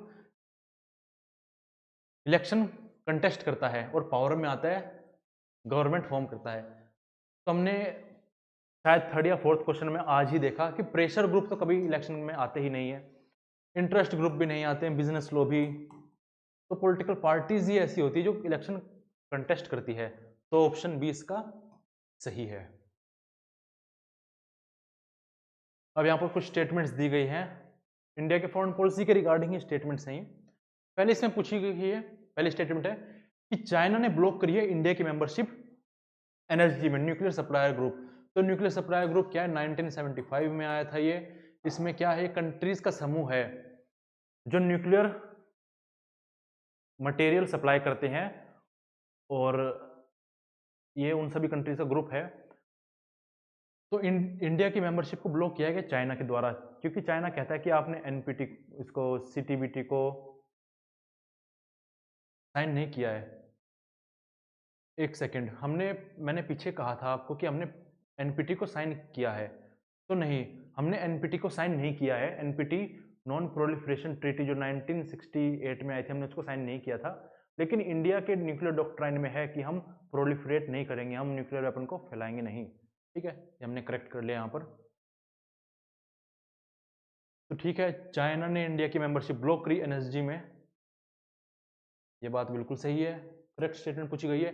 India is refuse to be part of China promoted BRI belt and road initiative, हाँ बिल्कुल सही है। चाइना का एक इनिशिएटिव है बेल्ट एंड रोड इनिशिएटिव, जिसमें वो ग्लोबल इंफ्रास्ट्रक्चर बना रहा है, चाइना को पूरा कनेक्ट कर रहा है यूरोप से यहाँ तक, चाइना पाकिस्तान तक आ रहा है। लेकिन इंडिया को आपत्ति है कि उसका एक जो रोड है, एक जो हाईवे का रोड है, वो POK से होकर जा रहा है, जिसको चाइना पाकिस्तान इकोनॉमिक कॉरिडोर कहा जाता है। इंडिया अगेंस्ट है उसके, इंडिया कहता है कि भाई ये तो हमारी टेरिटरी, आप कैसे इस पर रोड बना सकते हो हमारी अनुमति के बिना। 2013 में BRI आया था, 2017 में इंडिया ने इसका विरोध किया। Gujral doctrine believed in reciprocity. अब देखिए, हमने पहले लेक्चर में, पहली क्लास में डिस्कस किया था कि गुजराल डॉक्ट्राइन नॉन रेसिप्रोसिटी पर ध्यान रखती है। रेसिप्रोसिटी क्या है? पारस्परिकता। तो गुजराल डॉक्ट्राइन बिलीव करती है नॉन रेसिप्रोसिटी पर, मतलब नॉन रेसिप्रोसिटी इसका मतलब क्या है कि मान लीजिए मैं किसी की हेल्प करता हूं, तो मैं उससे ये उम्मीद नहीं करूंगा कि वो मेरी वापस हेल्प करे। तो ये गुजराल डॉक्ट्राइन में था। गुजराल साहब जब एक्सटर्नल अफेयर मिनिस्टर थे, तब उन्होंने ये डॉक्ट्राइन दी थी। एक्सेप्शन क्या है इसमें? पाकिस्तान। अब ठीक है, अब India China cooperate with each other in climate change talks. ठीक है, ये बात सही है। जो हमने कॉमन बट डिफरेंशियल रिस्पॉन्सिबिलिटी पढ़ी थी, उसमें इंडिया चाइना साथ में आते हैं, दोनों कहते हैं कि ठीक है रिस्पॉन्सिबिलिटी है लेकिन डिफरेंट है। चाइना इंडिया का ट्रेड एग्जाम्पल है बैलेंस ट्रेड का? बिल्कुल भी नहीं। कैसे हो सकता है? इंडिया तो काफी ट्रेड डेफिसिट में जाता है, हमें व्यापार घाटा काफी होता है, हम तो काफी इंपोर्ट करते हैं, तो ये स्टेटमेंट हमारा गलत है। तो ABD हमारा सही है, ABD। तो आगे देख लेते हैं ABD कहाँ है हमारा। ABD हमारा सही हो जाएगा।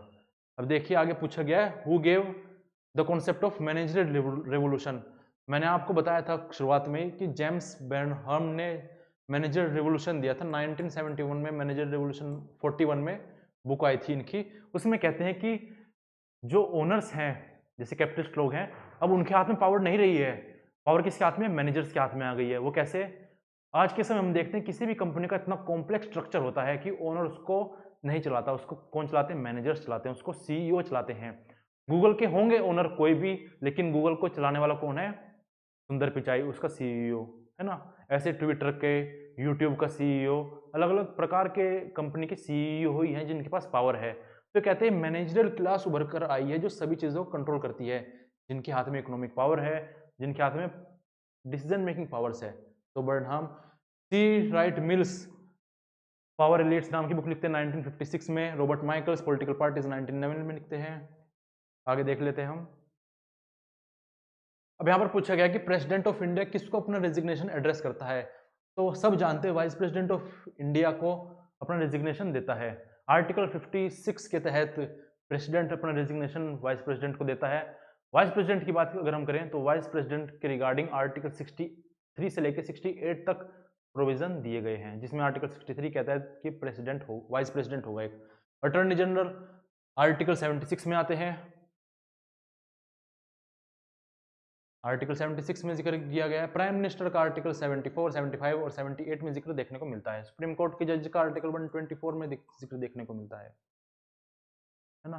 अब यहाँ पर कुछ स्टेटमेंट दी गई है इलेक्शन कैंपेन के रिगार्डिंग। पहली स्टेटमेंट है कि गवर्नमेंट रिसोर्सेज प्रोवाइड कराती है इलेक्शन कैंपेन के लिए।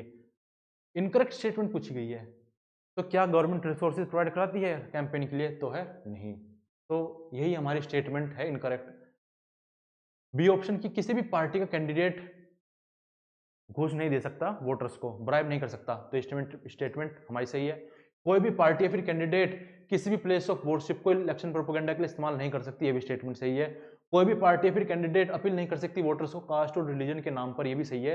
हालांकि वास्तविकता हम देखते हैं क्या होता है, कोई भी एक बार इलेक्शन अनाउंस हो गया, मिनिस्टर कोई भी नई पॉलिसी का या प्रोमिस नहीं करेगा, तो ये भी स्टेटमेंट सही है। गलत कौन सी है? केवल ए। तो ये हमारा आंसर हो जाएगा। ठीक है, आगे बढ़ते हैं हम। अब यहाँ पर हमसे कमीशंस पूछी गई सेंट्रल स्टेट रिलेशंस के रिगार्डिंग, इनको क्रोनोलॉजी में लगाना है। तो हम देख लेते हैं। राजमन्नर कमेटी 1969 में आई थी। मैं आपको बता देना चाहता हूँ ये पहली कमेटी थी सेंट्रल स्टेट रिलेशन पर।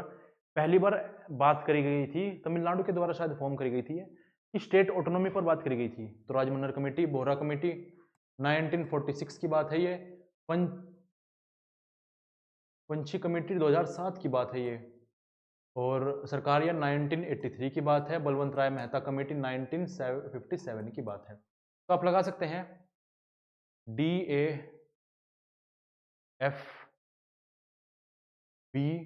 ठीक है, ये हो गया। ये सभी सेंट्रल स्टेट रिलेशन से एसोसिएट तो नहीं करती, पर ठीक है, क्रोनोलॉजी में आ गई है। अब देखिए यहाँ पर ये क्वेश्चन ज़्यादातर बच्चे जो पढ़कर नहीं गए होंगे, जिनको आइडिया नहीं होगा, उनसे नहीं हुआ होगा। लेकिन अगर किसी को आइडिया है, ये भी आइडिया है कि इन्होंने कब कब बुक लिखी है, तो इससे भी हम पता लगा सकते हैं कि ये इनकी क्रोनोलॉजी क्या है इंटरनेशनल थिंकर्स की। क्योंकि ये जो वर्क लिखेंगे, अब देखिए न्यू रियलिज्म कब आएगा, रियलिज्म के बाद ही तो आएगा। ऐसा तो होगा नहीं कि न्यू रियलिज्म से पहले आ जाएगा। तो यही है। थ्योसिडाइडिस में तो आपको कोई आशंका होगी नहीं, तो BCE में तो बहुत पहले आते हैं, है ना। लेकिन उसके बाद कौन आते हैं, EH कार, जो बुक लिखते हैं 20 ईयर क्राइसिस 1939 में, 20 ईयर क्राइसिस लिखते हैं। हेंस जे मॉर्गनथ्यो जो बुक लिखते हैं पॉलिटिक्स अमंग नेशन 1948 में। Kenneth volts theory of international politics 1979 में लिखते हैं। और अलेक्जेंडर वेंट जो social theory of international politics 1990 के बाद लिखते हैं, ठीक है।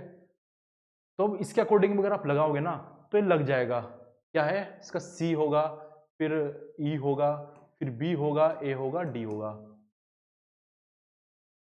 CEBAD, देखो ये ऑप्शन होगा हमारा, ठीक है। और वैसे आपकी जानकारी के लिए मैं बता दूं अलग से, थ्योसिडाइडिस तो ठीक है, काफी पुराने व्यक्ति है। EH कार का जन्म 1892 में हुआ था। मॉर्गनथ्यो का जन्म 1904 के आसपास हुआ था। केनेथ वोल्ट का जन्म 12 के आसपास हुआ था, 1912 के आसपास। और अलेक्जेंडर वेंट का जन्म 1950 के बाद हुआ था। इस हिसाब से भी सेम क्रोनोलॉजी में ही आ रहे हैं लोग। नेक्स्ट क्वेश्चन देख लेते हैं। रिजर्व बैंक ऑफ इंडिया 1935 में स्टैब्लिश हुआ था। ये 5 नहीं, यहाँ पर 1 अप्रैल 1935 में, ठीक है। नेशनलाइजेशन इसका 49 में हुआ था। अब यहाँ पर ट्रीटीज दी गई है और पूछा गया किस प्राइम मिनिस्टर के टेन्योर में वो ट्रीटी हुई थी। तो काफी आसान क्वेश्चन है।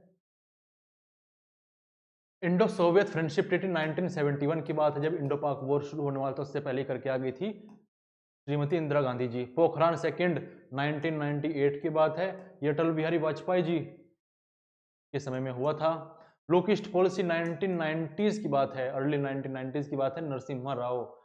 पंचामृत ये 2021 की बात है, COP 26 में नरेंद्र मोदी से रिलेट करती है। क्लाइमेट चेंज के बारे में 5 पॉइंट्स देते हैं किस प्रकार से टैकल कर सकते हैं।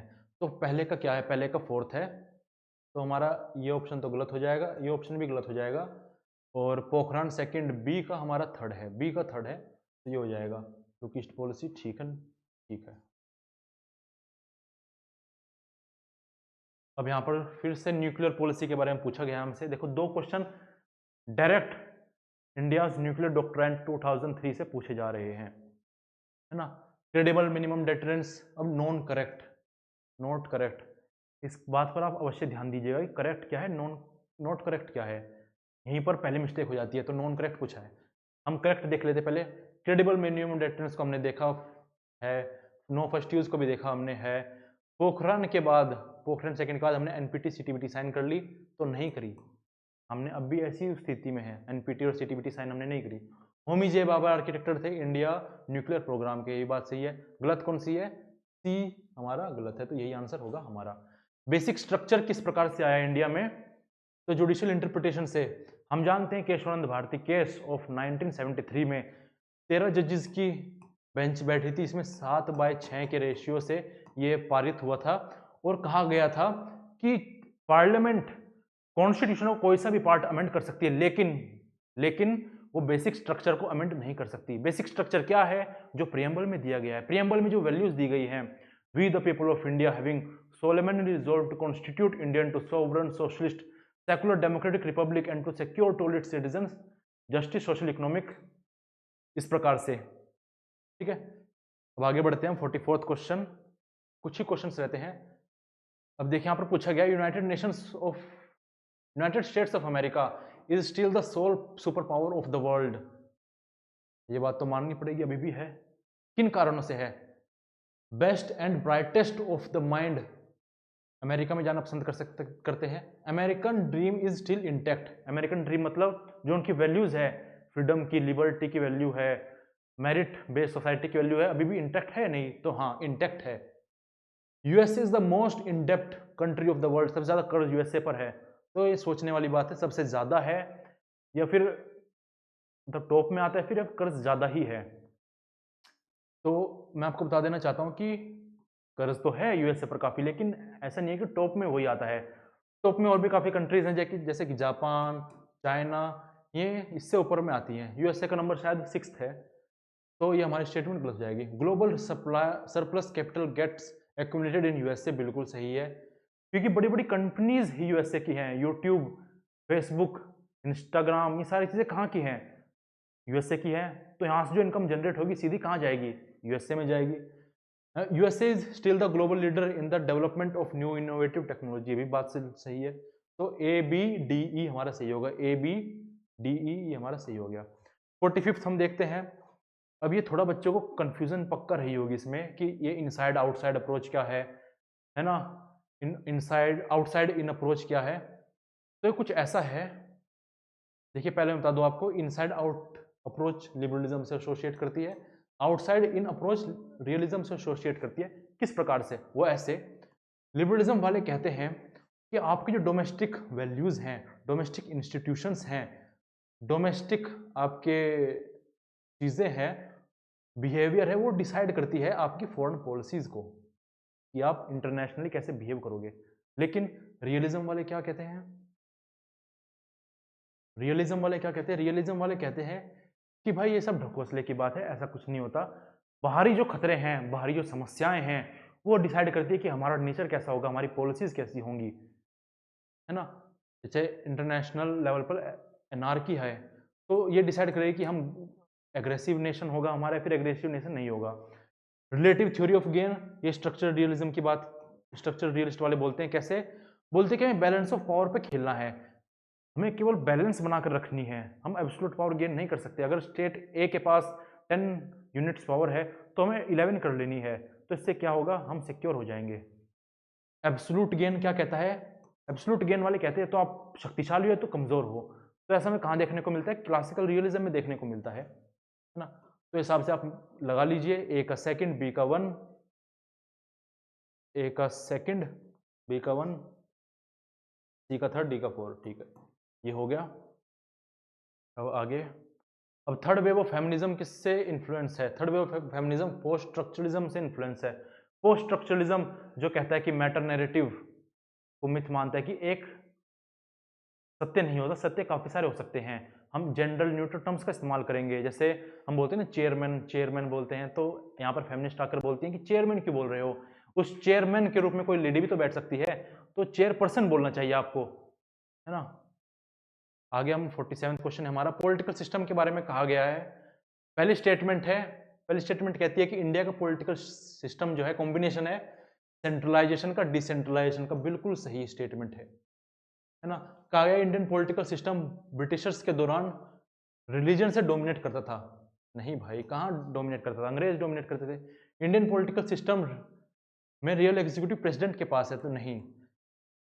प्रेसिडेंट जो है वो तो ठीक है, फेस है, स्टेट का हेड है, लेकिन रियल पावर तो प्राइम मिनिस्टर के हाथ में है, प्राइम मिनिस्टर के हाथ में ही होती है। तो स्टेटमेंट भी हमारी गलत हो जाएगी। दो स्टेटमेंट गलत हो चुकी है। Government system is based on 3 organs, legislative, executive, judiciary. बिल्कुल सही है। Bureaucracy play a minimalistic role in the government system. क्या आपको लगता है ब्यूरोक्रेसी बहुत कम रोल प्ले करती है इंडियन गवर्नमेंट सिस्टम में? तो नहीं, काफी हद तक ब्यूरोक्रेसी का रोल रहता है। तो स्टेटमेंट भी हमारी गलत हो जाती है। तो स्टेटमेंट कौन सी सही होगी हमारी? ए और डी, ए और डी सही होगी। देखो यहाँ पे गलत दिया हुआ है ना, आप नोट कर लीजिएगा। नेक्स्ट फिर से देखो, प्राइम मिनिस्टर और इवेंट्स का है। अभी हमें जो टिल्ट देखने को मिल रहा है पैटर्न, एग्जाम पैटर्न का, वो ये है कि इंडिया की तरफ ज़्यादा टिल्ट है। फॉरेन पॉलिसी में पूछेंगे तो इंडिया के अंदर जो ट्रीटीज थी वो तो ठीक है, आईआर में पूछेंगे इंडिया के उससे पूछेंगे। डोकलाम कन्फ्रंटेशन कब हुआ था? ये 2017 की बात है, चाइना के साथ हुआ था, नरेंद्र मोदी जी के समय में हुआ था। 2017 में हुआ था, नरेंद्र मोदी जी के समय में। बांग्लादेश वॉर 1971 में हुई थी, इंदिरा गांधी जी के समय में हुई थी। अभी भी यही क्वेश्चन आया था। कारगिल वॉर 1999 में हुई थी, अटल बिहारी वाजपेयी जी के समय में हुई थी। इंडो पाक 1965 की वॉर लाल बहादुर शास्त्री जी के समय में हुई थी। तो ए का हमारा थर्ड हो जाएगा, तो ये ऑप्शन गलत, ये ऑप्शन गलत। बी का हमारा फोर्थ हो जाएगा, तो हमारा देखो ये ऑप्शन सही हो गया। नेक्स्ट क्वेश्चन की तरफ हम बढ़ते हैं। अब देखिए फिर से यहाँ पर स्टेटमेंट है, तो बिल्कुल आप याद कर लीजिए, यहाँ पर फिलोसफर दिए हुए हैं और इनकी की स्टेटमेंट्स को बोला गया है। जैसे people who should rule are those who know about the politics. उन्हीं लोगों को राज्य करना चाहिए, उन लोगों को सत्ता में आना चाहिए जिनको राजनीति का ज्ञान हो। तो ऐसी स्टेटमेंट कौन देते हैं? एरिस्टोटल जी देते हैं, Shri Aristotle ji. Achievement of freedom through the abolition of exploitation and operation. अब कौन बात करते हैं एक्सप्लोटेशन की इंस्टीट्यूशंस को अबॉलिश करने की? तो कार्ल मार्क्स बात करते हैं। तो हमारे यहाँ पर कार्ल मार्क्स जी आ गए। फिर principle of equal basic liberties John Rawls बात करते हैं अपनी book principle of theory of justice में। Freedom rights and citizenship of women as well as man. Women की बात कौन करती है? मैरी वुलस्टोनक्राफ्ट बात करती हैं। तो इससे हम देख लेते हैं, ए का हमारा हो गया थर्ड, बी का हमारा फोर्थ, तो देखिए हमारा डी ऑप्शन होगा इसमें, देखिए है ना, डी होगा। लास्ट क्वेश्चन है हमारा। अब यहाँ पर पूछा गया है जॉन रोल्स की जो वर्क है, बुक्स लिखी हैं, किस ऑर्डर में है? तो देखिए कुछ चीज़ों को जिसका हमें पता है वो है जस्ट थ्योरी ऑफ जस्टिस 1971 में आई थी, पॉलिटिकल लिबरलिज्म 1993 में आई थी, लॉ ऑफ द पीपल 1999 में आई थी। अब आप अगर आपने चेक किया हो तो जस्टिस एज फेयरनेस के बारे में काफ़ी बच्चों को कन्फ्यूजन है, क्योंकि ये बुक 2001 में भी आई थी ये, लेकिन ये कॉन्सेप्ट जॉन रॉल्स ने 1948 में ही दे दिया था, या फिर 1950s में दिया, तो सबसे पहले यही आएगा। तो सी और बी, तो यहाँ से सी और बी ए डी। तो आज हमने 50 क्वेश्चन डिस्कस कर लिए हैं। कमेंट सेक्शन में बताइएगा कि आपको एक क्लास कैसी लगी, हम क्या सुधार कर सकते हैं, क्या चीज़ों पर ध्यान दिया जा सकता है। और आज की क्लास में इतना ही। आशा करता हूँ कि आपको आज की क्लास काफ़ी बेहतर लगी होगी।